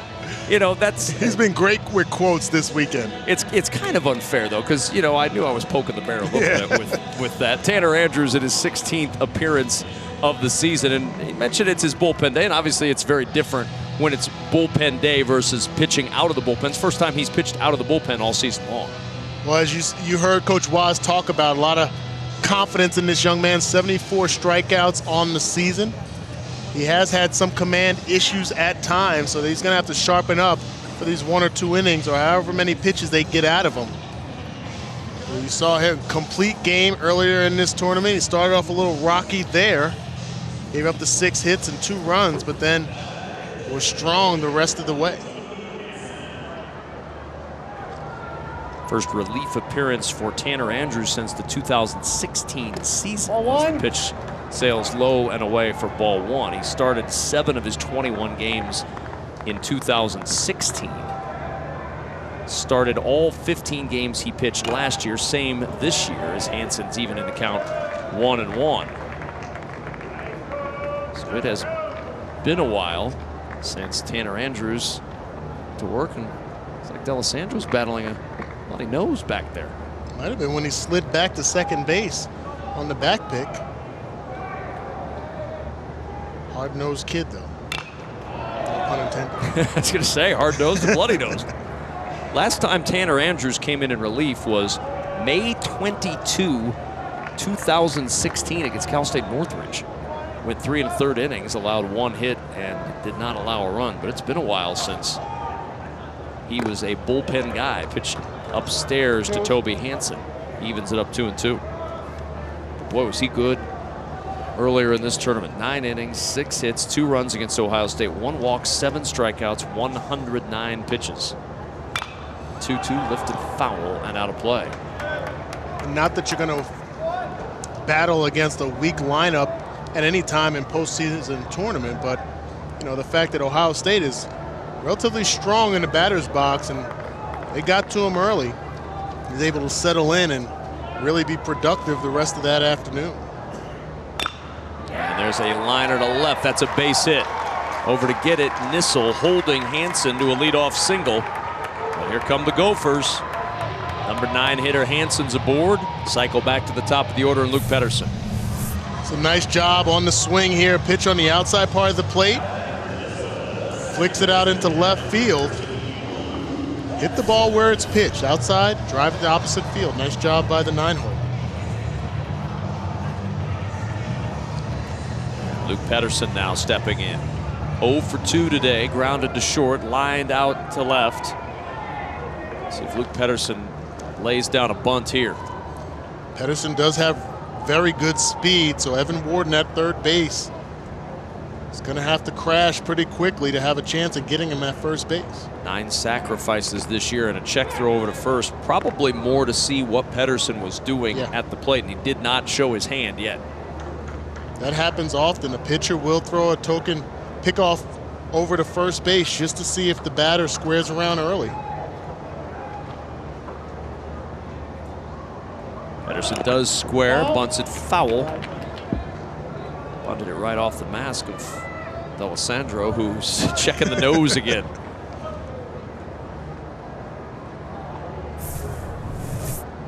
The nose is already bleeding just a bit, and that one goes up underneath, and that helmet comes down. It's almost like a football player when you hit the helmet, the face mask comes down, the bridge, and can aggravate that nose just a bit. Yeah, I can't feel good on it.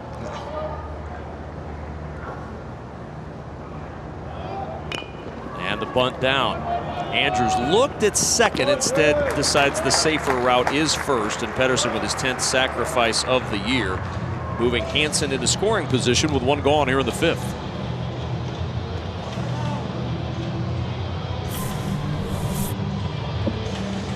See, Pedersen moves up in the batter's box, gets the job done. Not really a situation where he could bunt for a single, although he does have that speed, but nice job by Andrews fielding his position. Now Ben Mazinga with a chance to tie this game up here in the bottom of the 5th. 0 for 2 today, hitting .376 on the year. Ball, that's out. 1 ball, no strikes. Andrews had terrific control in that outing against Ohio State in the opener for Purdue. 1 walk in 109 pitches. You saw his numbers earlier. He has had some struggles with command during the season. So to sharpen that up at this juncture is very, very important for the Boilermakers going forward. 1-1 now on Mazinga. Second team all Big Ten pick Ben Mazinga. Tore the cover off the ball against Purdue pitching. West Lafayette 5 for 9 at the plate. He scored 4 runs. If you go down the numbers from that 2-game series, when you score 40 runs, you kind of see a lot of guys tearing the cover off the ball. That's what Minnesota did in West Lafayette. 1-2 on Ben Mazinga. Mazinga is a guy that has excellent speed, and talked to John Anderson after their 2nd win in this tournament. I said, this seems to be, I wasn't all around for the full 37 years, but this seems to be one of the more athletic and fast lineups that he's had. And he said, yeah, this is probably the most athletic lineup that he's seen in his career. And Mazinga is a big part of that. Mazinga and Vavra, 2 of the top hitters in the league back-to-back in this lineup. The 1-2. It's fouled away to stay alive. What makes them so special in the batter's box is even when the count is against them, they still are strong in driving the ball the opposite field, just like we saw with Toby Hansen earlier in this half inning. Wherever the ball's pitched, these guys are comfortable. If it's on the inside part of the plate, they can turn on it. Mazinga doesn't have a home run. He still can drive the ball to the gaps. Ball, that's out. 2-2 now.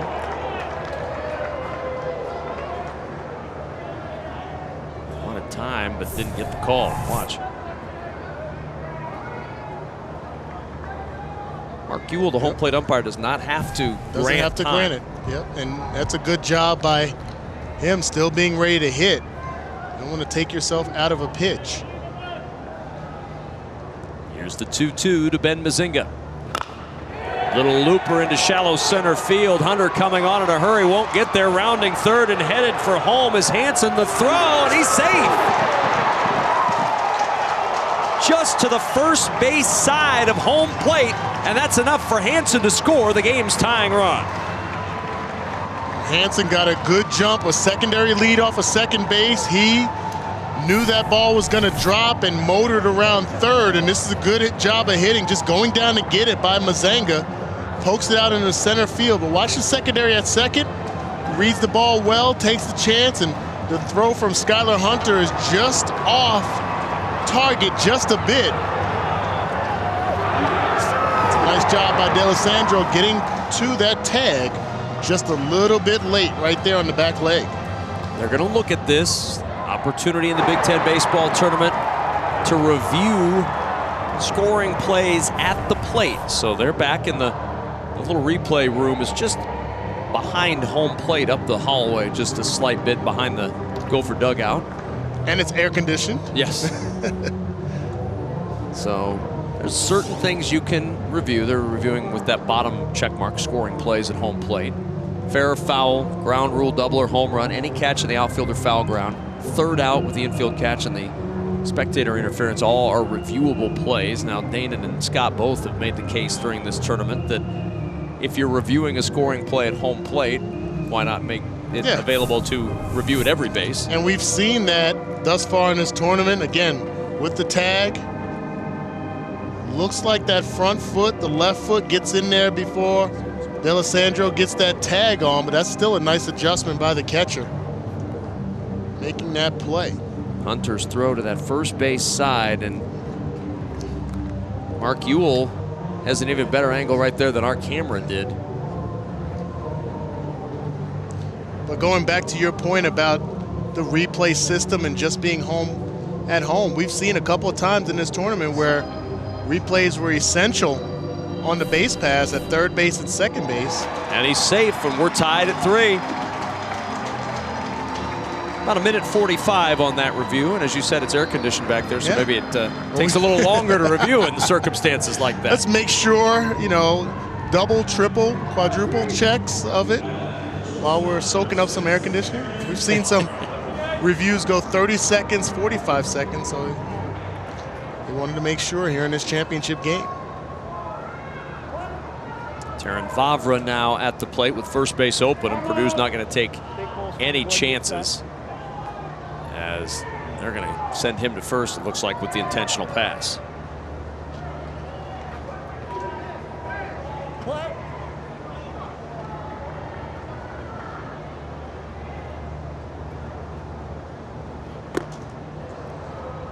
We're going to opt to pitch to a still very dangerous Eli Wilson, who parked one in the bullpen out in left field earlier in this game.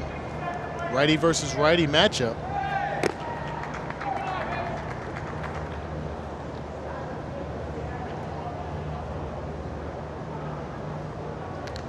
Now, Kevin, are you one of those guys that believes that if you're going to intentionally walk someone, that the pitcher shouldn't have to throw the 4 balls? Are you about that speeding up part of the game? Not at this level, Dan. Yeah.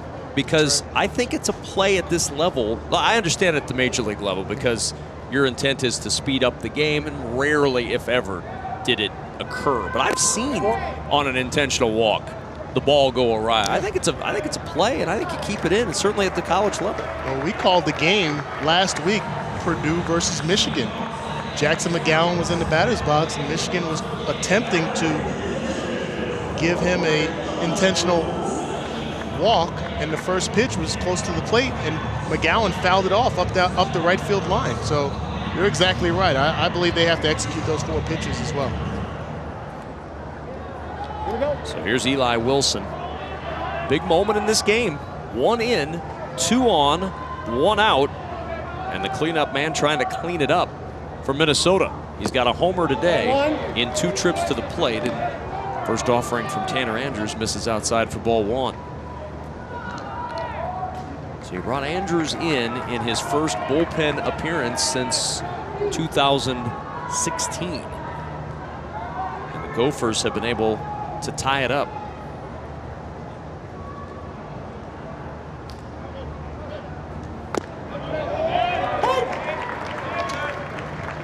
Although Andrews has been solid for the Boilermakers, the times that he's had trouble is usually in the first inning when he gets on the mound. So we saw that earlier in this tournament. Although he went the full 9, he struggled in the initial part of that game, and that seems to be the case here.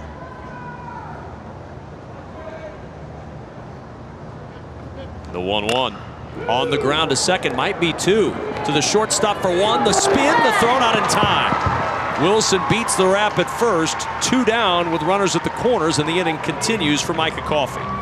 Good hustle down the line by Eli Wilson. 2 catchers in this game. Similar backgrounds, but good speed down the base paths. And you can see a shortstop, because that ball is thrown on the left field side, he has to kind of pirouette there, Harry Shipley. That might have cost him that extra step, but still good hustle by Wilson.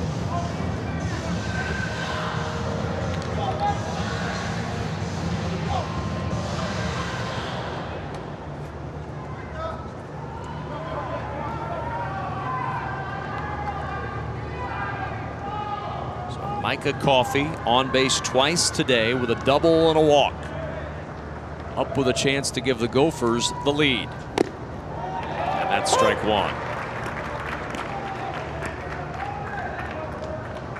Now, earlier in this tournament, Purdue was in a very similar situation, and they had an intentional pickle between first and second with the runner trying to steal second but not going to get tagged out, force a run down, and they're actually in throwing error by Powers at second base opened the door for scoring. I believe it was against Illinois.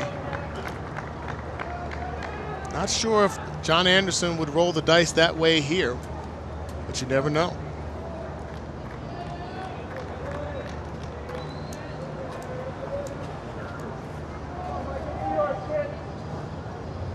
One ball, one strike.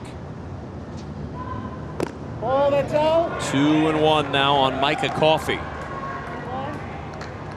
Been a tournament that's been a struggle for Coffey. Was 0 for 10 coming into play today, but he's walked 3 times and now has his first hit with that double in the second inning.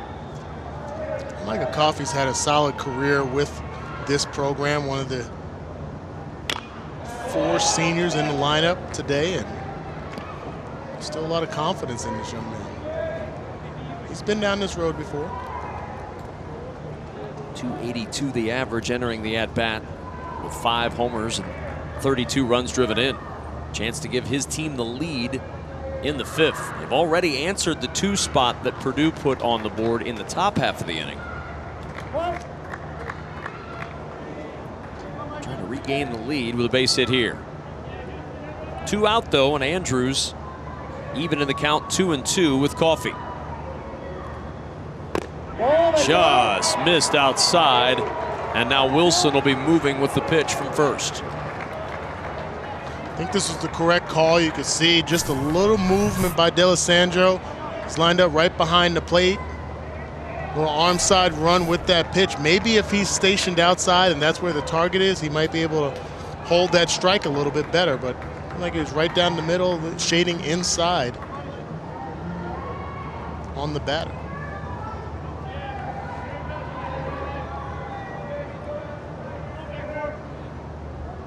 Three balls, 2 strikes. There goes Wilson from first, and Coffey protecting fouls it away.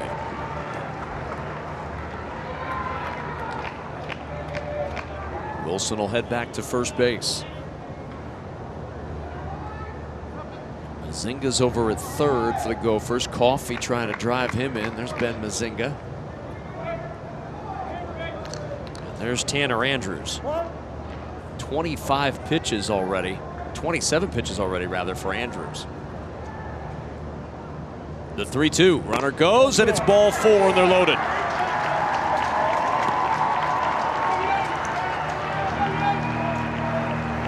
And Cole McDevitt striding to the plate. And he's been in this spot many times this year, Danon Hughes. 5 for 10 on the year with the bases loaded. He's driven in 15 runs with the bases loaded. He's got Mazinga at third. At second, he's got Eli Wilson, and at first, Micah Coffey. Cole McDevitt also has hit the only grand slam that the Gophers have hit this year. That came against Milwaukee on March 7th. That's a great stat list for McDevitt, and you consider he has 43 RBIs on the season And like you said, 15 of them have come with bases loaded.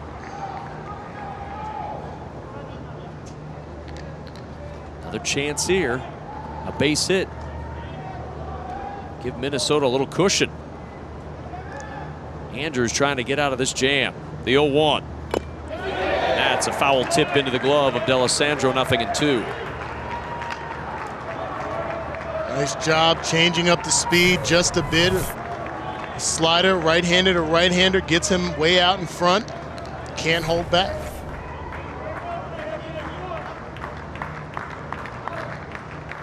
Andrews in the driver's seat, 0-2.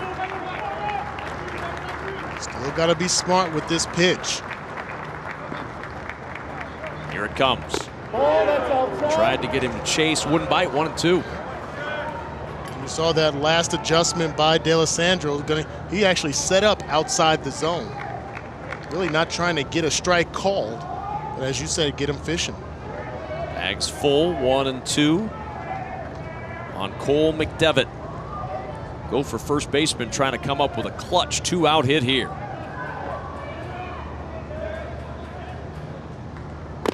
Called strike 3. Andrews gets McDevitt looking, and the Gophers leave him loaded in the 5th. McDevitt froze it at the plate. Gophers have to settle for 1 in the 5th. Don't kid with COVID. Preparedness is key, but overbuying cleaning and health supplies puts others at risk. Please don't buy more than you need. What you do today will affect your family and our community tomorrow. Rosenblatt's memories stored in the old spot of Rosenblatt Stadium, the home of the College World Series from the 50s all the way through 2010. 1950 to 2010, it was right there at Rosenblatt Stadium. Spent many a night in that building, and many a day and night in this building as well. TD Ameritrade Park, as pinch hitter will lead things off for Purdue. Evan Kennedy on to pinch hit for the designated hitter Nick Everts. Kennedy has been hot in this tournament as well. A bright spot off the bench. First pitch swinging though, and he pops it up. Boxwell coming on along with Mazinga, and it'll be Boxwell, the center fielder's in charge out there, calls everybody off, makes the catch, 1 down on 1 pitch in this 6th inning.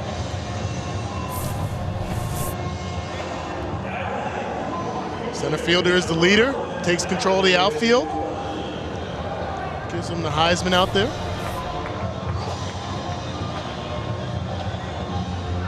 Alec Olin now stepping in. 3-3 game in the 6th.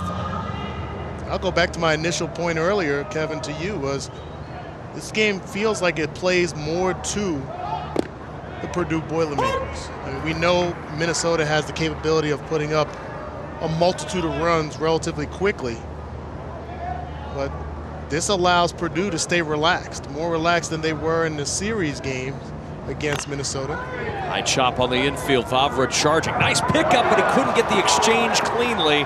It's going to be a tough play either way after that second hop. And Alec Oland is aboard with what feels like an infield hit. That was the only way Vavra could get to that ball. See, opts on the second hop, gloves it cleanly, but the transfer misses its mark. This is a nice play here. Now you consider, that ball goes past him. That could be a double. Coach at first base, Greg Goff, one of the more animated guys. He's helped out the umpires this tournament. He's helped out his runners. You know, they had the big play on the walk to Milo Bean to stay in the winner's side of the bracket, and he was a huge part of that. Coach Waz talks about Goff being a guy that he said, hey, I got the luxury of having another guy that's a head coach on my staff. And he's spoken highly of all of his staff, but loves the fact that he has a guy like Goff there. He was head coach at Campbell, Louisiana Tech, and Alabama. He's got over 450 career wins. Volunteer assisting over there at first base. It's a pretty good guy to get as a volunteer assistant coach.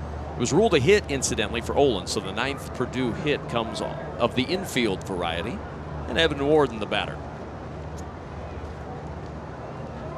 Warden does handle the bat very well. You have to believe in this situation he's going to be looking for maybe a run and hit. You see the bluff from Olin at first base.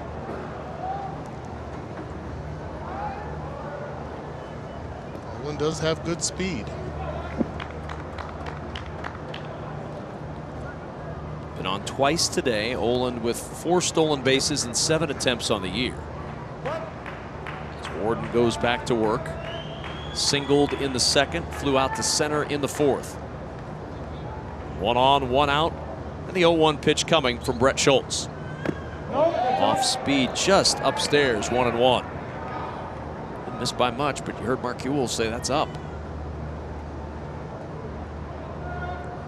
Always appreciate it when our home plate umpire agrees to have the microphone on. A fun side to hear, a little extra color for the game. Thanks to Mark Ewell for signing up for that one. Chopper on the ground, slow roller. The only play is going to be at second base as he beats it at first. And that was close at second. Alec Olin just nipped there on the slow roller off the bat of Warden, and there's 2 gone. Well, that's a risky decision by Pedersen. It works to their advantage right there. Good transfer, strong throw by Vavra. Just very close to getting Warden out of the box. I think Warden probably thought they weren't going to try to spin 2 and maybe just get him at first base. That was a closer play at first than it should have been on that slow roller. Good work by the Minnesota infield. Now 2 down, and Tyler Powers at the plate. He shows bunt with 2 down and takes the first pitch for a strike. Purdue's been very good with 2 out today, Dane, and 5 for 9. That's a .556 average with 2 out. And Powers does fake bunt just about every time he's at bat. He's not a guy that often jumps on the first pitch. He wants to move that defense around a little bit. If you can get that third baseman thinking bunt, you open up the hole between shortstop and third. On the ground to the left side, backhanded by Vavra, no play. That'll be another infield hit. So Powers aboard, Warden to second hit of the inning, both of the infield variety to short. And the order will head back to the top, and Harry Shipley. And not that that would not have been a single regardless, but the fake bunt, the adjustment by Coffey at third, that wouldn't be a play that he would have been able to make anyway, but there have been times where Powers has hit that ball, punched it through between shortstop and third. Why not have the third baseman in to open up the door a little bit better? 6th multi-hit game of the season for Tyler Powers. He's got 2 hits today. And Harry Shipley at the plate. First pitch away for ball 1 to Shipley, who struck out in the 1st, flew out to left in the 3rd, and sacrificed in the 5th.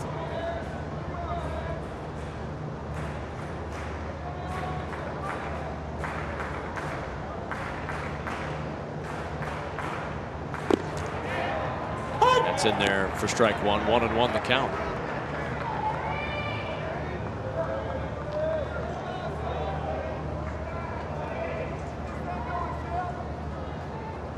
Decent speed on the bases, Danon, with Warden out there at second and Powers at first. Base hit from Shipley, and Purdue's going to take the lead.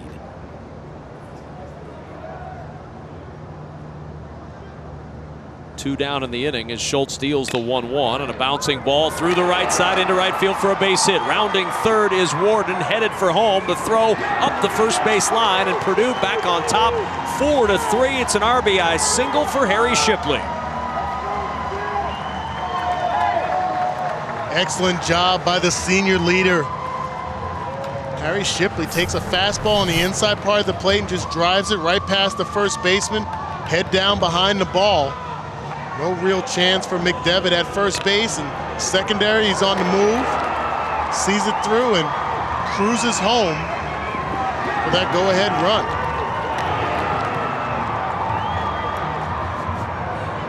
Little water to the face as the celebration for Trent Johnson. And here comes John Anderson on the long, slow walk to the mound. Now the bullpen is quiet for Minnesota, so with 2 out, a 4-3 lead for Purdue. Trent Johnson excited. Take the glasses off, obviously. Yeah, this was not a surprise to Trent Johnson. Definitely pre-planned.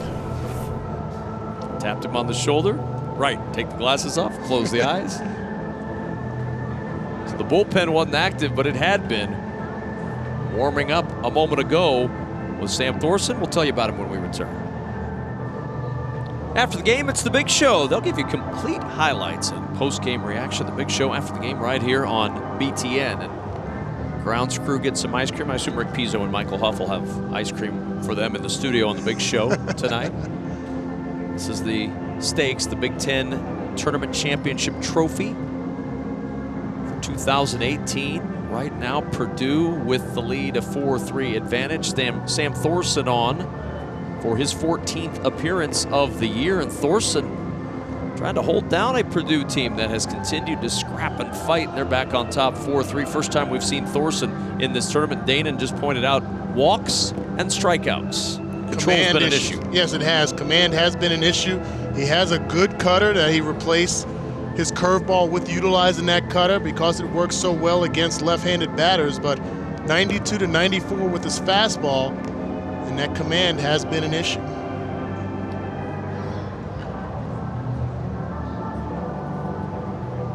Good day for a hat and a colorful shirt. Feels tropical here in Omaha this weekend. Yes, it does. Temps in the mid to upper 90s all weekend long. We had winter for so long. I'll take the heat any I know you will. time of the year. You and I are of a similar vein on that. I mean, it was a month and a half ago that we had a 4-hour and 19-minute delay in a game on BTN to allow the real field temperature to get to 28 degrees. It is 120 on the field right now. There's no need for real field today. Good day for a towel on the head of our timeout coordinator. You weren't here yesterday when I had the temperature gauge around my neck doing the Flavor Flav impersonation.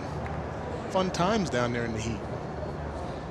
Obvious sign of delirium for Danon Hughes as the ball in the dirt. Runner gets caught between first and second. Shipley. And Shipley is tagged out, and the inning is over. So with the ball in the dirt, Shipley is caught stealing. Purdue's had 5 runners out on the base paths the last 2 days, either caught stealing or a little extra aggressive. 3 today, 2 yesterday. And the big inning, Nets won, and Purdue with the lead. The swag melted with the. Yeah, we heard a lot from Larry in the first couple of innings, and then he just sort of disappeared as the temperature. I found Danon's spot from yesterday. Yeah. And so. See, you don't knock it until you try it. 2 balls, no strikes to Alex Boxwell. The official temperature, by the way, has risen since the start of this game. It was 96 at first pitch. It is officially 100 degrees in the great city of Omaha. The feels like, in case Larry wanted to know, is 101. Because I know you can discern the difference between 100 and 101. I have that quality. I don't know if Larry does. I have that quality. Yesterday it was 123.5. Wow. To me. You'd think, as close as we are to the Missouri River, that would be a cooling effect, but it really isn't. There's Larry. Hey, but look at Larry in the sun. I mean, no hat in the sun. That's bold. Didn't sunscreen up. 2-2, and there's a base hit to right for Alex Boxwell. So Boxwell aboard to start the 6th. The game continues as these 2 teams battle back and forth. Now Scott that's a veteran move. He was showing me that umbrella as we were walking in together this morning, and he said, well, I mean, he'd been here for several hours when I got here, so I don't want to make it sound like I got here at the same time these guys, because I did not. But that veteran move is the ability to clamp the umbrella to the camera.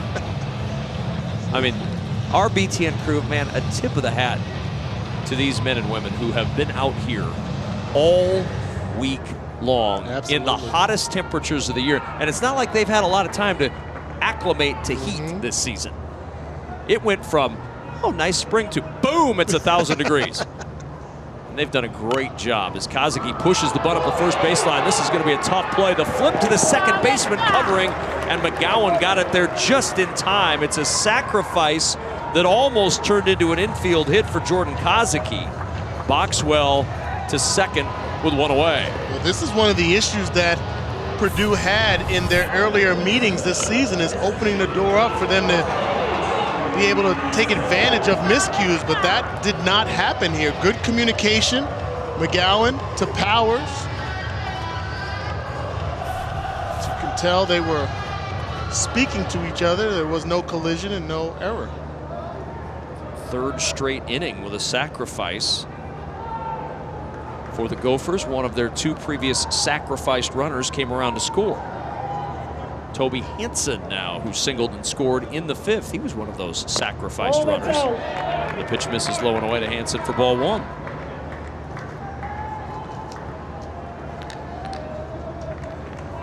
.303 the average for Hansen. John Anderson.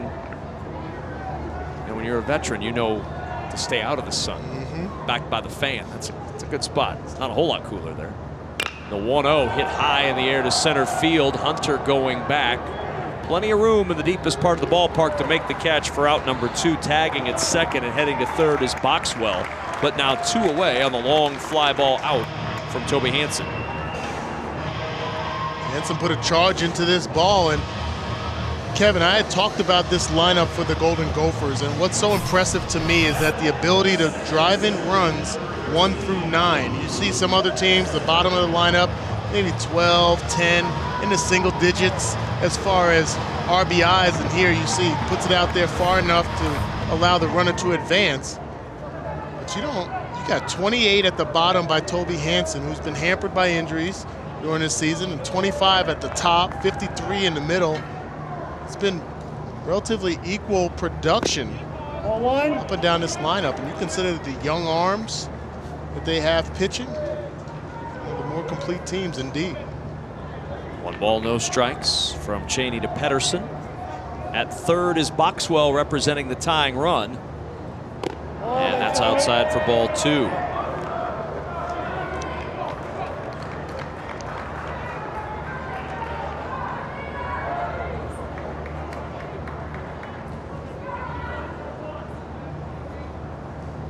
Two balls, no strikes. Bouncing ball up the middle, over the glove of Shipley. We're tied again. Pedersen comes through with the RBI single, and it's 4-4 in Omaha. The great teams know how to plate runs with 2 outs, and we've seen that thus far with the Golden Gophers. Again, a well-hit ball up the middle, no chance for Shipley to make a play, even if he gloves that ball. Not sure he's going to be able to get the speedy Pedersen at first base, and got a little bit of excitement, just a little bit of excitement out there in the bullpen by the Gophers. It's too hot for those guys. Pacing themselves. There's still plenty of baseball to be played. First pitch in there for a strike, 0-1. Ben Mazinga 1 for 3 with an RBI single in the 5th. At first is Pedersen. There goes the runner. Pitch low for a ball, and the throw not in time. It's a stolen base for Luke Pedersen, his 13th of the year. And now the go-ahead run in scoring position for the Gophers here in the 6th. Well, Pedersen got a running start at first base.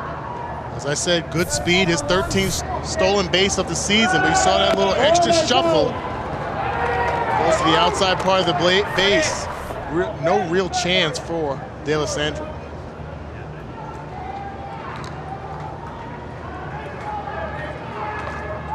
One ball, one strike. The pitch to Mazinga, bouncing ball up the middle. That's going to sneak through for a base hit. Pedersen will score, and the Gophers have a 5-4 lead. The throw to second, not in time. Mazinga taking second on the throw. The RBI single, and Minnesota up 5-4.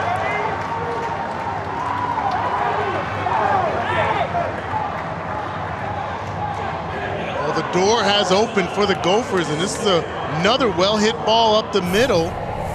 Skylar Hunter opts to try to get him at chop Pedersen down at home plate. Not sure this is a good decision because Mazinga, just a hesitation at first. Strong throw from D'Alessandro, but just did not get him. In that situation, Kevin, I don't know if you make that throw from Hunter. You got to hit your cutoff. D'Alessandro did a nice job vacating, as you see the excitement in the dugout by the Gophers. Justifiably so. 2 2-out base hits, plating runs, and the throw just late. Now, if he'd have kept the tag on, Danon, he might have been out. There was a moment where he popped off the bag. Now, you can't go back and review the play, say for out at second base like you can at the next level, but it was close. I think there are times where the middle infielders try to swipe tag and quickly pop up to influence the umpire, but you can see right here, slides with that left hand into the base as you're taught. The back of the base, swipe tag right there actually knocks it off, and then he doesn't reconnect with the base until his left foot gets there. Yeah. If he holds that tag on him, he might have got the benefit of the doubt. Right, showing him the ball may have cost an opportunity to get that last out. And the inning now continuing with Terran Vavra at the plate. They're going to walk him. Second time today he's drawn the intentional pass.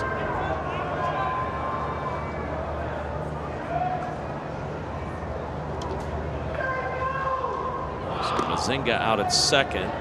Vavra will be at first, and it'll be up to Eli Wilson to try to add some insurance.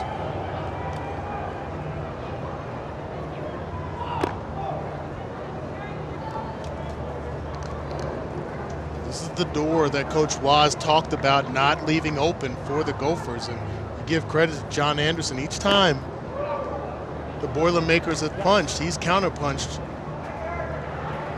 right back, and to get the first crooked number up on the board for the Gophers, give them a 1-run lead. And Eli Wilson, who homered in the second, coming up here. Now remember, in the last half inning, it was first and third, and Purdue ran themselves out of the inning. Shipley gets caught at second. That ends the inning when you had the heart of the order coming up. Maybe a missed opportunity that you look back on. Yes. If this game continues in this fashion with Minnesota now leading. And Wilson, first pitch swinging, a drive to center. Hunter coming on in there in time to make the catch. And the walk of Vavra, one pitch to Wilson, side retired, but 2 runs score in the 6th to give the Gophers the lead. Not a lot of cloud cover to help you out either. Those clouds aren't blocking the sun. Umpires are feeling it, as you mentioned earlier. Dressed in black. It's just like the Purdue Boilermakers. They're trying to tough it out. Heart of the order here for Purdue. Nick D'Alessandro will lead it off, followed by Hunter and McGowan against Sam Thorson. And the first pitch swinging, lined to left where Mazinga waits, and there's 1 pitch and 1 out in the 7th. Well, you're starting to get, Danon Hughes, into Max Meyer territory with Minnesota. He's been nearly unhittable this year. He does have 2 losses, but an earned run average of 1.53.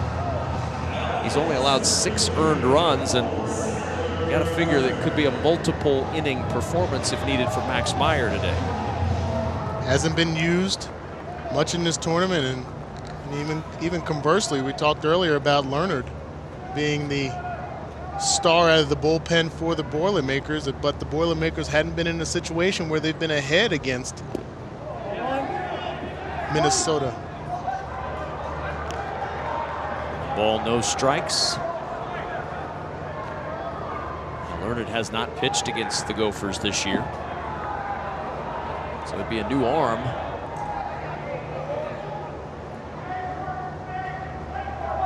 One ball, no strikes to Hunter. 2-0 now. Skylar Hunter's had himself a day. 3 base hits, 2 runs scored. 3 of Purdue's 11 hits have come right here, and a big cut from Hunter, 2-1. Not a lot of power for Skylar Hunter, 2 home runs on the year. He's in that 3-hole because he can control the bat. He's good when there are base runners on.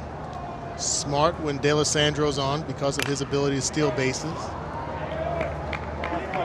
We saw that 2012 Purdue Tournament Championship moment a few moments ago, and Skylar Hunter last year was the first freshman at Purdue to lead the team in hitting since Kevin Plawecki did. And of course, he was on that 2012 Tournament Championship team. And Plawecki this week started his rehab assignment in Las Vegas. He's with the Mets now, and he's trying to work his way back from injury and get back up to the big leagues. You talk about a guy in the batter's box that had discipline. I believe he went through one of his seasons at Purdue where he struck out less than 10 times on the year and batted in the usually 4 or 5 hole for the Boilermakers. A good strong fastball here, down and in, and Hunter can't catch up to it for the second out. Remember, Thorson came on, got an out without having to throw a pitch. So Thorson now 2 down, and to work against Jackson McGowan. 2 for 3 today is McGowan. Each of his doubles has plated a run. Each of his doubles has come with 2 out.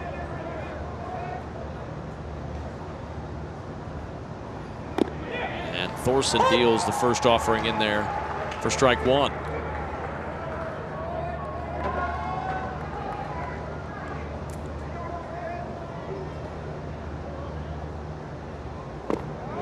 One and 1 to count. He'll appeal to first. No swing, says David Ewell.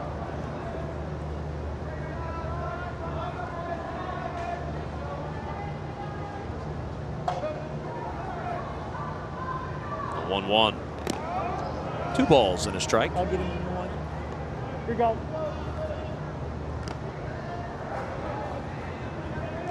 Thorson's been effective so far. Yeah. 11 pitches. He's gotten 3 outs. It's a big pitch here because of the abilities for McGowan. He can put the ball out of the park, but both of his doubles have been down the left field line, and it seems like they're shifting over to right field. Little dribbler, back to the mound. Easy play for Thorson. Flips over to first, and a 1-2-3 7th for Purdue. Time to stretch in Omaha. But on this Memorial Day weekend, we're going to have a rendition of God Bless America. Let's join our public address announcer for the introduction of that. Rawlings is proud to be the official baseball of the Big Ten Conference. Please visit Rawlings.com or your local team store for all of your Rawlings needs. And she's watching with those eyes, and she's loving with that body, I just know it. And he's holding her in his arms late at night. You know, I wish that I had just his girl. There. God Bless America is going to happen. I promise you. They brought the Gopher team out. Now let's go to our public address announcer. And let's God Bless America here on this Memorial Day weekend in Omaha.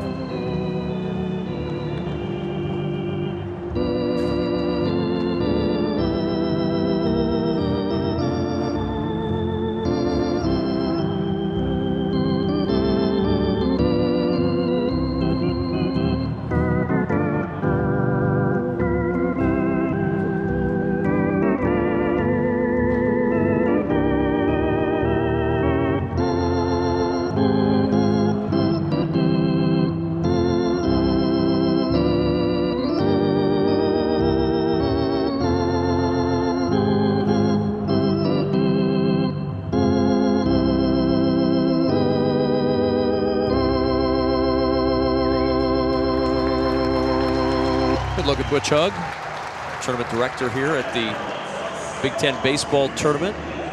Handles events at the University of Nebraska in Lincoln. He's done a tremendous job with Big Ten Tournament this week, making sure everything is running on time, getting things done. And for more on our rendition of God Bless America, and specifically the sounds you heard during that God Bless America rendition, back down to Larry Putnam. Yeah, Kevin, it's the organ you can still hear in the background right now. That rendition was played by Jerry Pollack on the 1935 Hammond organ which was originally at Rosenblatt Stadium and was part of so many memorable College World Series. Lambert Bartek was the man behind the keys from 1955 till 2010. He played until he was 91 years old. Jerry took over when the series moved to TD Ameritrade Park, but just as Lou Spry's photo hangs on the wall outside the other side of the booth, Lou served as the official scorer for the World Series for so many years, traditions that continued to be honored here at TD Ameritrade Park and part of the long-time history of Rosenblatt Stadium and the College World Series here in Omaha. Now, when you come to the College World Series, you hear Jerry's strains throughout the series. Kind of nice to have him here for the Big Ten Tournament. Yes. Bringing his music to our festivities. It's feel like baseball when you get the old organ playing. That's right. A lot of history. First pitch in for a strike as the bottom of the 7th begins with Micah Coffey at the plate. He's got a double and 2 walks to his credit today. 5-4 lead for the Gophers. And that's in for a strike. 0-2. Coffey, McDevitt, Boxwell. Here in the 7th inning for the Gophers.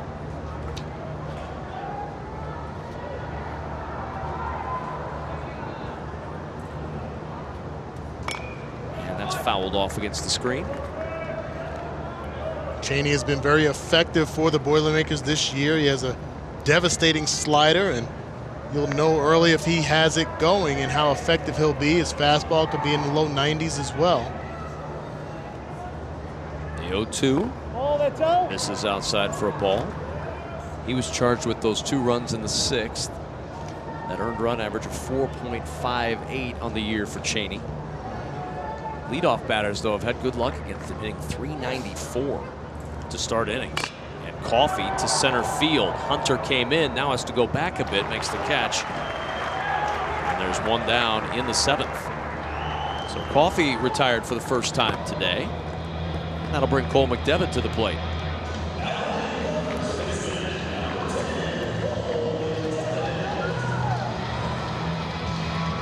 A 5-4 lead for the Gophers here in the bottom of the 7th. Trying to complete the sweep, regular season and tournament champions. Hasn't happened since 2014 in Indiana. Strike 1 taken by McDevitt.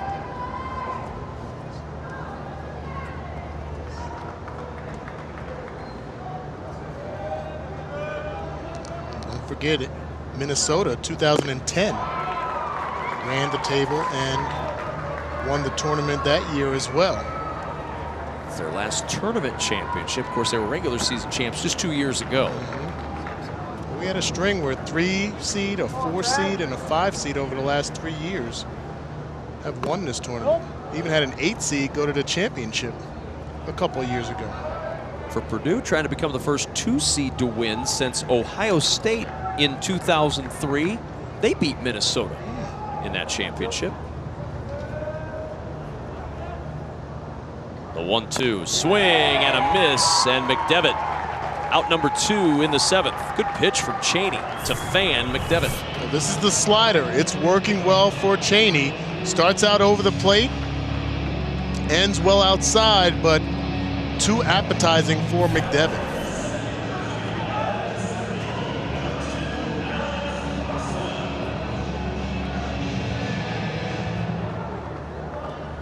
Alex Boxwell,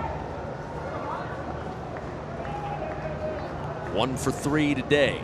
Singled and scored his last time up in the 6th. 1 ball, no strikes on Boxwell.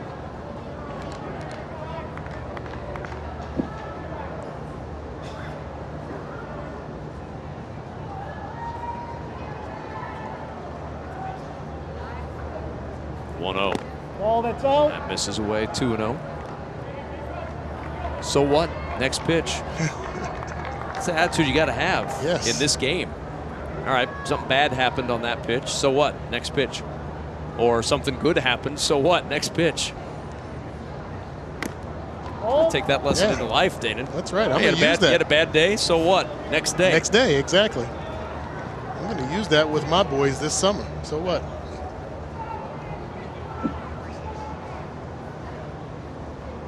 Three balls, no strikes. Boxwell taking the strike, now 3-1. Gophers have not gone down in order, Danon, since the first inning of this ball game.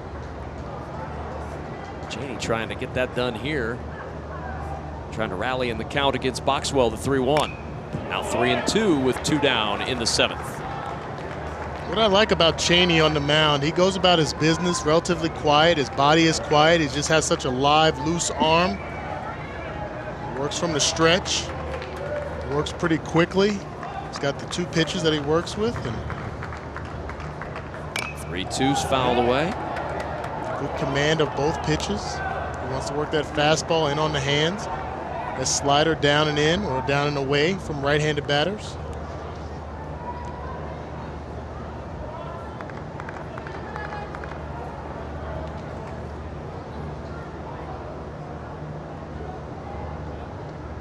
The 3-2 pitch. In the air, foul again. Off the facing of the stadium. Rattles back down into the seats. Solid battle here with Boxwell. And Boxwell of this lineup is one of those guys that has the innate ability to hit bad pitches. He's a guy that it could be a ball out of the zone, down and in, almost hitting the dirt, and he can get the barrel to it, poke it through the infield. Another 3-2 pitch. Cold, strike 3. Boxwell frozen on this hot day at the plate. Still 5-4 Gophers through 7.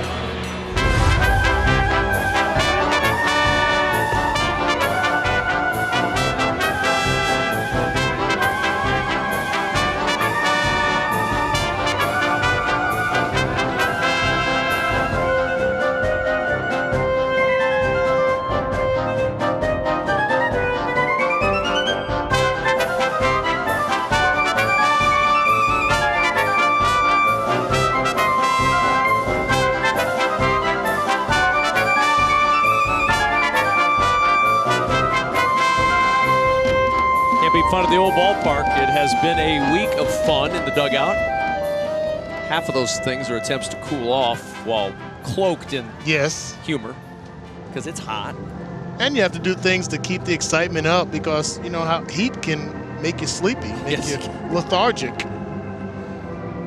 Well, it has been a very fun weekend for everybody, including our colleague Scott Pose. Daughter Peyton graduating. He left last night so he could be there for the graduation. Lori's son Chase all in hand, and for me even. My daughter Mackenzie graduating yesterday from high school. Wife Michelle and daughter Cassidy there as well. Yes, that's a much more fitting picture to describe my relationship with my daughter Mackenzie.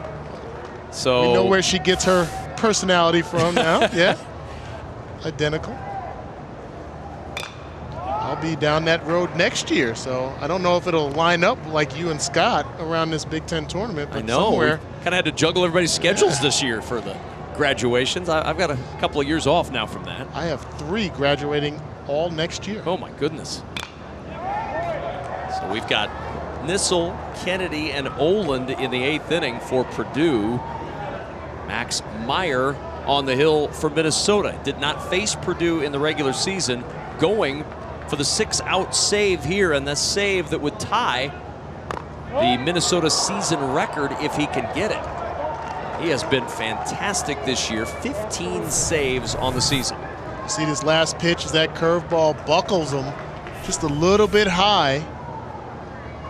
Meyer has been outstanding all season long. You saw his numbers.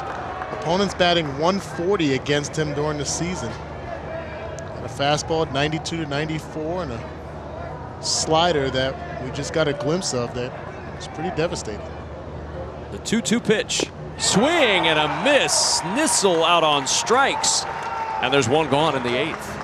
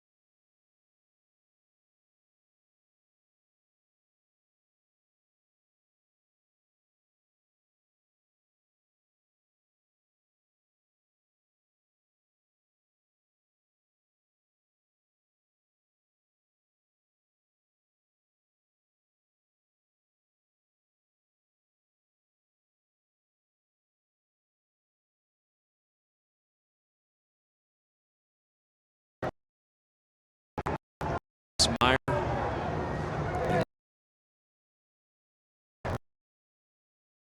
Nails at the end of games this year, the 2-2. In the air to right field, well hit. Kazuki going back. Kazuki looking up. It's off the base of the wall. And Kennedy representing the tying runs at second with a one-out double.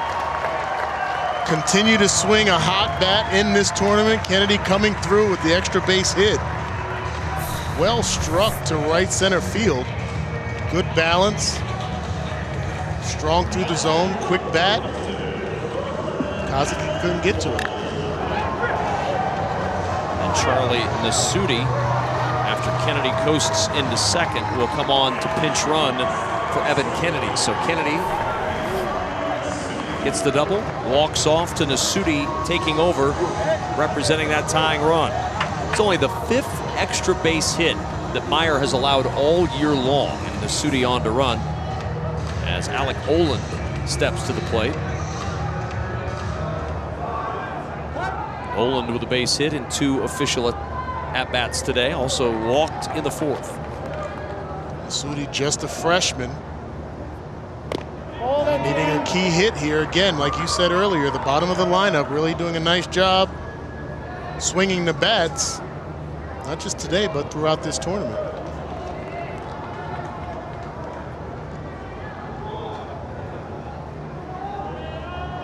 The 1-0. 1-1 the count. 7 through 9 hitters in this Big Ten tournament for Purdue. Talk about effective. 14 of 37. That's a .378 average.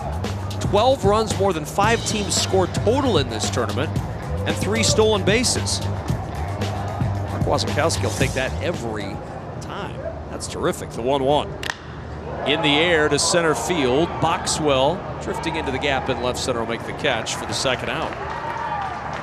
So Oland retired on his second fly ball to Boxwell in center on the day, and it'll be up to Evan Warden to try to get it done in the 8th. Well, if you need a clutch hit, very rarely do you say you go to your 8-hole hitter, but Evan Warden has been clutch. He was responsible for that game-winning hit to get them to stay in the winner's bracket and ultimately here on Championship Sunday. Last time updated, he reached on a fielder's choice, came around to score on the Shipley single. That run gave Purdue the lead at the moment. It was a short-lived lead as Minnesota put 2 on the board in the bottom of the 6th to take the 5-4 lead. And Warden will be open to jumping on an early fastball, so you may see that slider from Meyer here to start him off.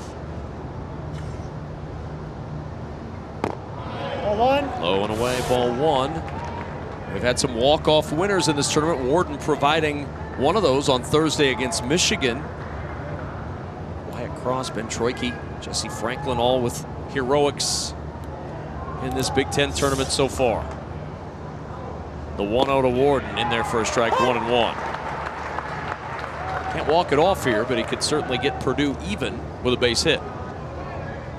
All you got to do is solve one of the best closers in college baseball in Max Meyer. Tough task. Yeah. Not impossible, but not easy. The 1-1. And a liner to the left. That's a base hit.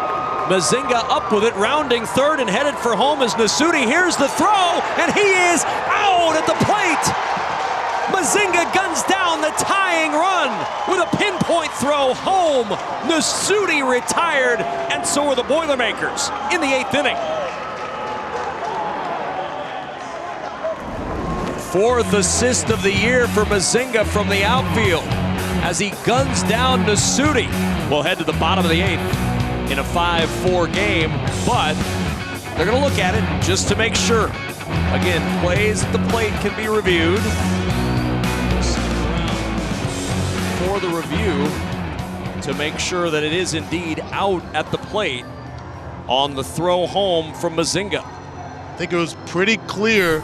The absolute strike from the outfield nailed Nasuti at home plate. That's an excellent job by Eli getting that a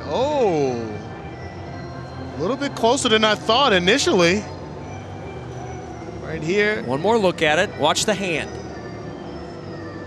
He's out. Got him on the neck before the hand landed on home plate. And unfortunately for Nasuti and Purdue, that ball was just hit too hard by Warden. It's hit a little bit softer. He probably cruises home as they confirm the out.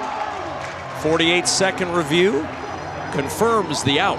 Minnesota by 1. Bottom of the 8th inning, it's 5-4 Minnesota. The reason it's 5-4 Minnesota, because of a BTN standout presented by Discover. This is a defensive standout. Ben Mazinga out in left with a throw home to gun down the tying run. Absolutely strong throw. Nice adjustment by Eli Wilson at home plate.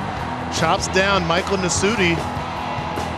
And the tying run for the Boilermakers. A great play by the all Big Ten left fielder. Charlie Nasuti on to pinch run, and bang. Tag applied by Eli Wilson.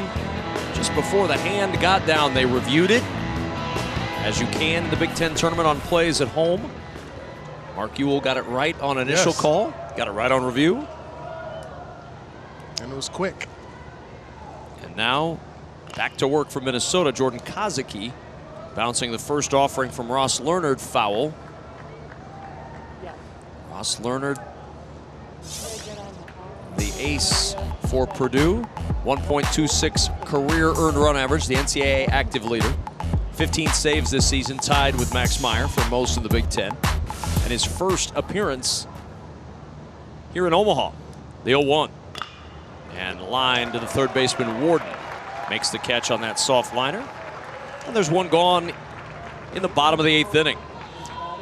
First appearance here in Omaha, first appearance in this tournament, and first appearance against the Golden Gophers this year. He's a senior, he's been a leader for this bullpen. Outstanding performance all year. Toby Hansen, the batter, 1 for 3 with that single in the 5th. And back to the top of the order in Luke Pedersen. Lefty versus lefty here. As Lerner deals low for ball 1. In the in-game box score for Minnesota, Pedersen, Mazenga, Vavra, and Wilson, along with Coffey, 6 of the Gopher 8 hits in the top 5 spots in that batting order. The 1-0. And that's right up the middle for a base hit. Lerner almost tried to grab that barehanded. Would be his pitching hand, not advised, as Hansen has his second hit of the ballgame. Another good swing by Hansen. Second hit of the game, hit the ball hard just about every time he's been up.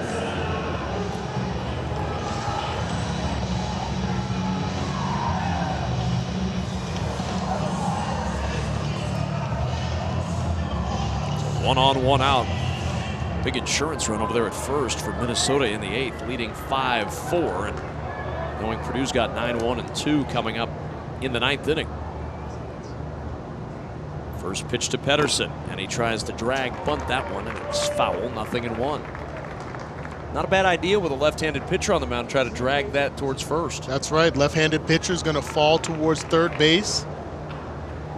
So the onus on a good drag bunt, it will be the first baseman fielding it. Then you have to worry about who's going to cover first, with Powers close to second because of the potential steal by Hansen. Off the end of the bat, now 0-2 on Pedersen. He singled in a run back in the 6th inning. That 2-run 6th that turned a 4-3 Purdue lead into a 5-4 Minnesota lead, and that's where we sit here in the 8th.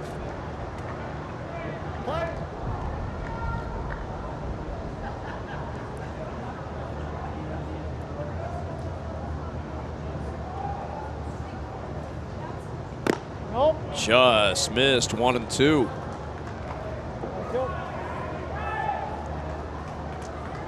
John Anderson's squad just 3 outs away from both regular season and Big Ten tournament championships.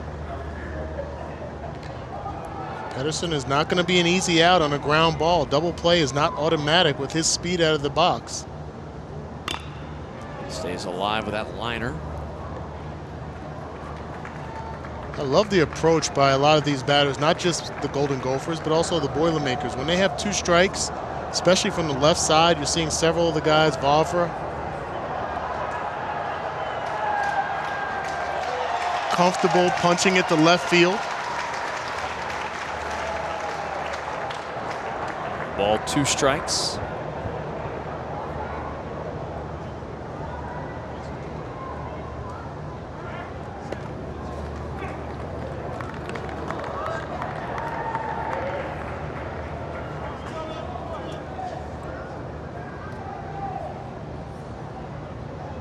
Ball, 2 strikes. Hansen a lead at first.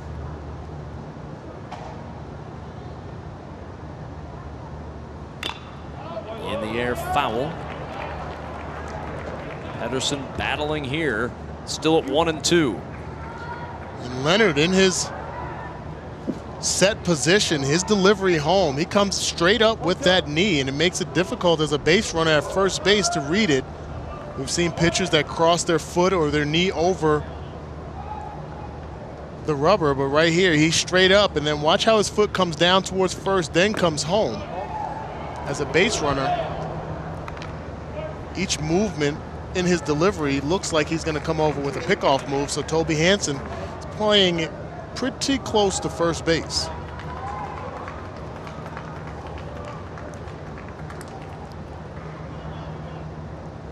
Two balls, 2 strikes. Hansen at first with a lead.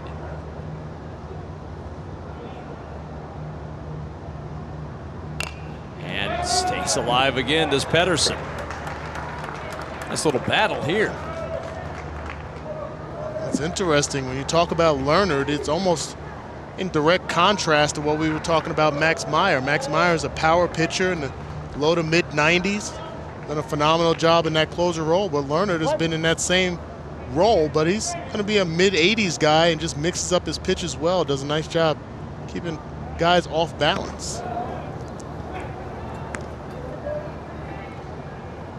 Looking for a big pitch here to get past the stubborn Luke Pedersen. 2 balls, 2 strikes.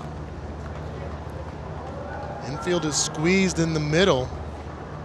A huge hole between shortstop and third for Pedersen. Ready to throw the 8th pitch of the at-bat here to Pedersen, as he keeps a close eye on Toby Hansen over at first.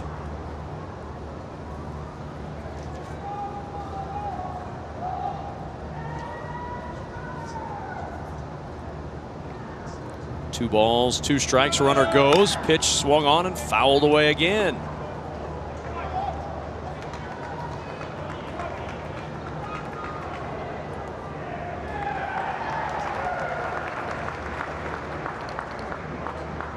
Two balls, 2 strikes. Pedersen continuing to make Leonard work here. The only challenge with Leonard is he has such a slow delivery that if you guess right at first base, you'll get second easily. Toby Hansen got a good jump last time. Not going here as Pedersen wins the battle and bounces a single into left. Hansen to second. First and second, 1 out for Ben Mazinga. Excellent job of hitting by Pedersen, fouling ball where he's able to allow it to travel into his stance and just poke it in between shortstop and third base, for the single. Well, Ben Mazinga going to be called over by John Anderson. They want to talk a little strategy here with 2 on and 1 out. Mazinga got hero written all over his game today. He had a game-tying single in the 5th, gave his team the lead with a base hit in the 6th, and preserved the lead for his team with a throw from left field in the last half inning. That's right, having himself a day, and all Big Ten performers stepping up on this stage. We've seen a lot of plays in the field today that have helped either keep leads or keep leads from growing. Good throw down to third there to get D'Alessandro there. All these plays going in Minnesota's favor. Of course, the biggest play, the throw from Mazinga to gun down Charlie Nasuti, the pinch runner at the plate. Purdue's made 4 outs on the bases today and haven't been able to turn that 3-hit advantage on the scoreboard into an advantage run-wise. When you talk to Coach Wazakowski, he's the guy that said, hey, I want my guys to make mistakes going full speed. And that's, I wouldn't say any of them were mistakes per se, but yet they were going full speed, making decisions, I guess you can say, and they were full speed decisions. Mazinga looks at ball 1 from Ross Leonard. Feel a little more comfortable if you're Max Meyer, if the offense can scrape across another run or two here in this bottom of the 8th inning. Mazinga's been pretty good today, 2 for 4. On the year, hitting .389 with runners in scoring position, just a tick above his .383 average. The 1-0. And that's low ball 2. Warden's in on the grass, Danon, at third base. He's thinking something's on from Ben Mazinga here. Well, he's keeping an eye on the runner at second base. Hansen, we did see attempt a steal when Pedersen was at bat. I still believe with the squeezed infield, especially Shipley close to second base, there's a huge opening, and Mazinga, just like Pedersen, have that ability to punch the ball to the left side, especially lefty versus lefty. You think that's what their mindset is in their batting approach. The 2-0. 2-1 now on Mazinga. Mazinga does have some blazing speed as well. Going to be a tough double up opportunity for the Boilermakers if they get a ground ball. Only hit into 1 double play all year has Mazinga. 2 balls and a strike. 2 on, 1 out. Lerner deals, and it's 2-2.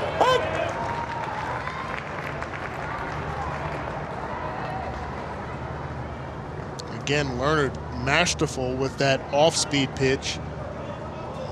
79-mile-an-hour pitch right there. Just keeps batters off balance so well.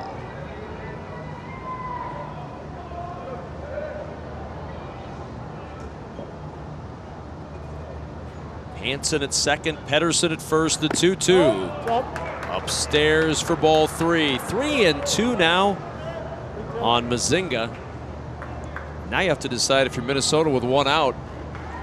Do you get aggressive here and move these runners with Mazinga at the plate? I don't think so. I think in this situation, got to be careful. D'Alessandro's has such a strong arm.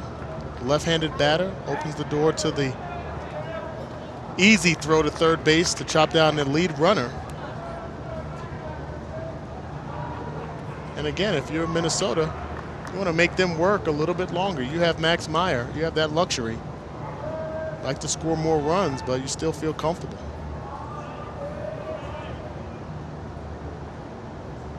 Three balls, 2 strikes. Runners not going. Pitch hit in the air to center field. Hunter on the run. He'll make the catch for out number 2. Tagging at second and heading to third is Toby Hansen. Runners at the corners now, 2 out for Terrin Vavra.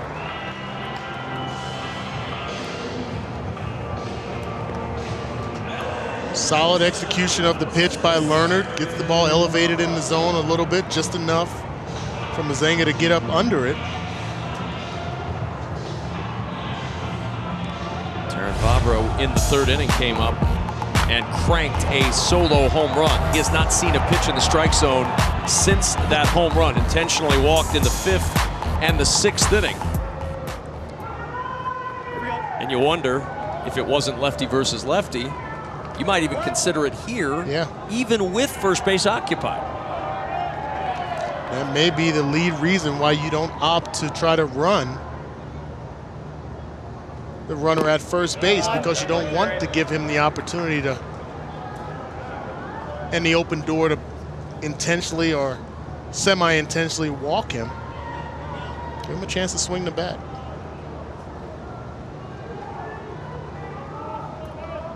One ball, no strikes. 1-1 on Terrin Vavra.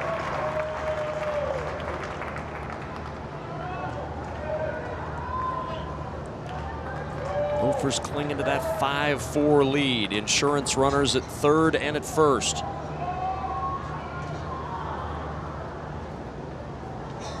The 1-1. In the air to left center field. Nissel got a late break. It's going to split the gap and go towards the wall. Hansen scores. They'll hold Pedersen at third. It's an RBI double for Terrin Vavra and a 6-4 Gopher lead. He's unanimous all Big Ten for a reason. He comes through defensively and offensively, still swinging a hot bat. Down and away, punches it out into left center field, and you're right, Nissel got a not good of a jump on that ball. Not sure he would have gotten to it anyway, but on contact with 2 outs, Hansen scampers home easily, and another clutch hit for the all Big Ten shortstop.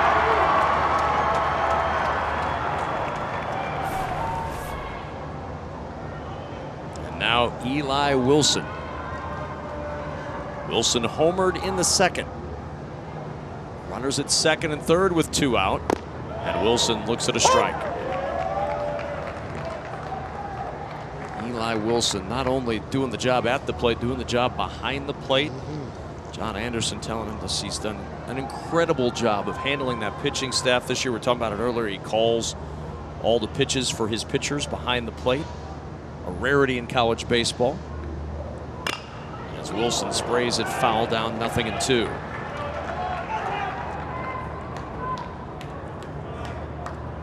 Runners at second and third, 2 down in the inning. 0-2.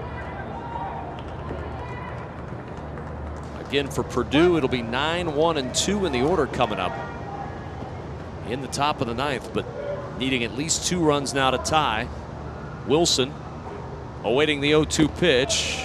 Good shift by D'Alessandro, 1-2. Now, remember, 10 pass balls for D'Alessandro this year. Rob Fornacier, been there 33 years, coaching his last game in this Big Ten conference. Obviously, they will be playing extended baseball in the NCAA Tournament, but a 33-year career for the third base coach. Was around when I was playing at Iowa. Got a chance to talk with him at length during this tournament. Such a great man. The liner to right. Oland came in, now backs up to make the catch, and that retires the side, but insurance added. The RBI double from hot-hitting Terrin Vavra, and a 6-4 lead for the Gophers as they close in on a title.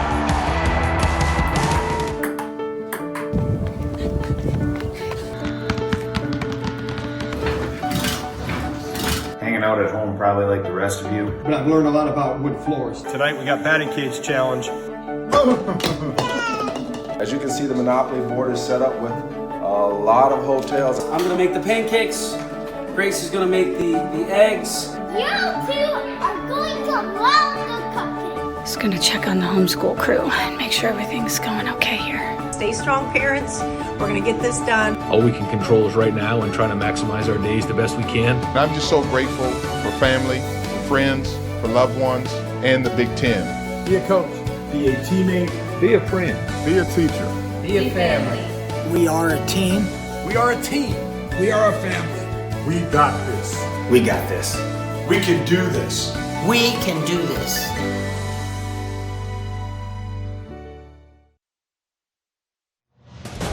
The Big Ten Baseball Tournament on BTN is brought to you by State Farm, official insurance partner of the Big Ten Conference, here to help life go right. And by Dr. Pepper, official soft drink of the Big Ten Conference, the one fans crave.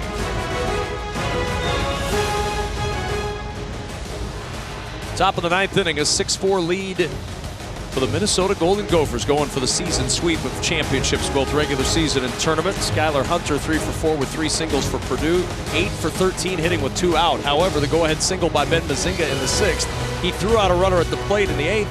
Terrin Vavra 2 for 3, a home run, a double, and a big insurance run driven into the bottom of the 8th. And now it'll be 9-1-2 for Tyler Powers, working against right-handed closer Max Meyer, trying for a 2-inning save. It would be his 16th save of the year. It's not going to be easy for Meyer. He's got to go through Powers, then the top of the order, Shipley and D'Alessandro. This has been an excellent ball game with a lot of excitement. See if Purdue can extend the game a while. And in there for a strike to start it off in the 9th inning. Tyler Powers singled in the 6th, also in the 5th.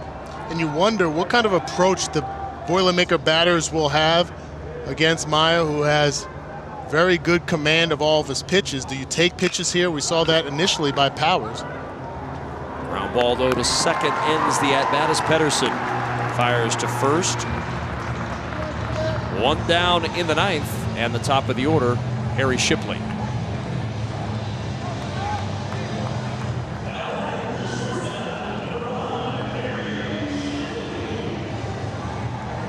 Shipley today singled in a run in the 6th. Was erased. Aggressive base running to end the 6th inning. One down, and the first pitch from Meyer, a strike.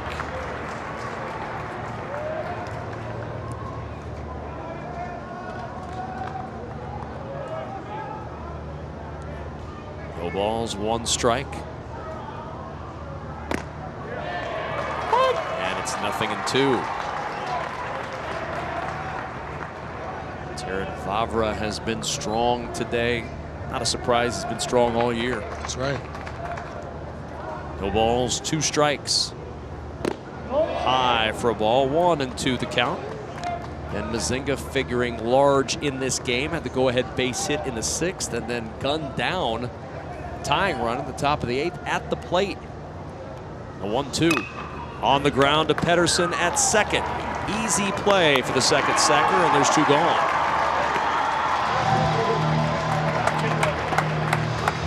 One out to go. And Minnesota will pair a regular season championship with a tournament championship. Nick D'Alessandro standing in the way of that. Looking for his first hit of the day.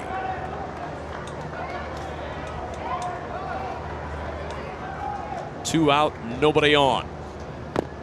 1 strike and nothing.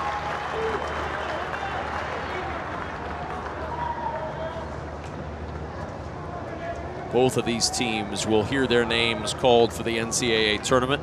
Minnesota's 1 out away from the automatic bid. 1-1 the count. Just up, Eli. And if there was any question about whether Minnesota was going to host a regional coming into Omaha, and I'm not sure there was, there won't be after this win if they hang on. To short, tough play for Favre, throws to first, got him! And Minnesota sweeps the Big Ten, regular season and tournament champions, the Minnesota Golden Gophers. The best team from start to finish in the Big Ten caps it off with the tournament championship. What a great feat. In the 37th year, John Anderson gets it done. Great play from his young players, his veterans. Every position, everything came into play. Pitching, relief, defense, offense, stellar this entire week. John Anderson's Gophers are champions in the regular season and in the Big Ten tournament. They clinched their 19th NCAA tournament berth under John Anderson, and they're the first team in Big Ten history to go double digits on tournament championships. The 10th tournament title, and the final play, Nip D'Alessandro at first, Myers with the save, his 16th. More to come from Omaha as Minnesota stands atop the heap, the best team in the Big Ten in 2018. Tournament bracket is complete for 2018, and the team that started atop finishes atop. The #1 seed, Minnesota, with a 6-4 victory over Purdue. Regular season and tournament champions, and on their way to the NCAA tournament. I don't think they're going to have to travel far to start their bid to come back to Omaha. Pretty good chance that Minnesota is going to be hosting a regional next weekend in the Twin Cities. Congratulations to Minnesota, the champions of the Big Ten in the regular season. And there's the trophy. They've been waiting for that. They've got it. First time since 2014 we've had the sweep, a regular season and conference tournament champion. It was Indiana then. It's Minnesota now. 2018 Big Ten tournament champions. What a great moment for that team and for their head coach, John Anderson, who's standing by with our Larry Putney. Well, John, congratulations. You've now won 25 of 28. You're the regular season and tournament champions. You talked yesterday about these guys doing it the right way. What did you mean by that? Well, first of all, I think since last September, they've set a standard for the daily process and how they were going to go about it. Never wavered. They held everybody to a certain standard and what it takes to achieve some things that you set out to do. And one of their team values, they set some team values. One of them is grit. And I think you saw the grit today. They've lived that out all year long and lived out their values. And they just made a commitment. They haven't looked at the scoreboard. They haven't looked at the standings. They just decided if we keep doing the daily process, we're going to be fine and we'll get our fair share of wins. And I think that's, again, evidence of that again today. They just kept competing for 9 innings. That's been the story. Sixth inning has been big for you here at the tournament. Yesterday you put 6 up in the sixth to beat Ohio State to get here. And then today, Purdue had just scored. You scored 2 on 2 2-out RBIs that give you the lead for good. Talk about how big that was and how clutch the team has been in those situations. Well, third time through the lineup, got some more information. I think.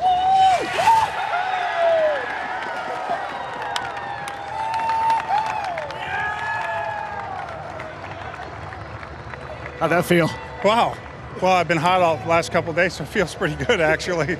But, no, I think we talk all the time when the other team scores to answer.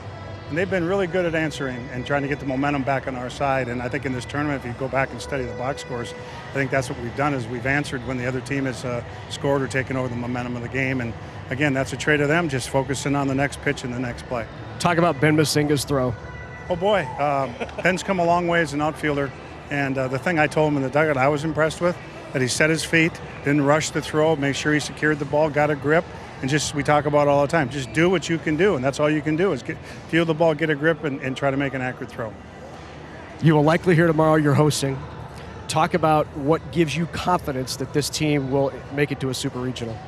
Well, I think we've done it over a long period of time. I think we've won, 25 or something, the last 28. And we've played consistently all year long. And I think we're consistent in all 3 phases of the game, pitching, defense, and offense. And we play all 3 at a fairly high level.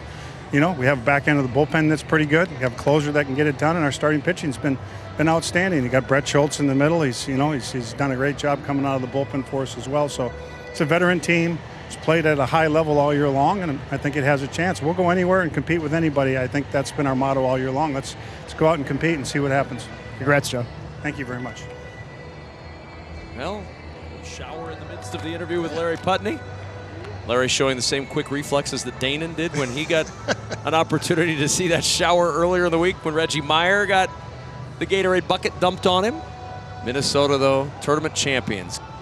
And a hot week capped by a champion with a hot team. And the most outstanding players standing by with Larry Putney. Jordan Kozicki down here, the most outstanding player. Congratulations. First of all, what has made this team special the entire year?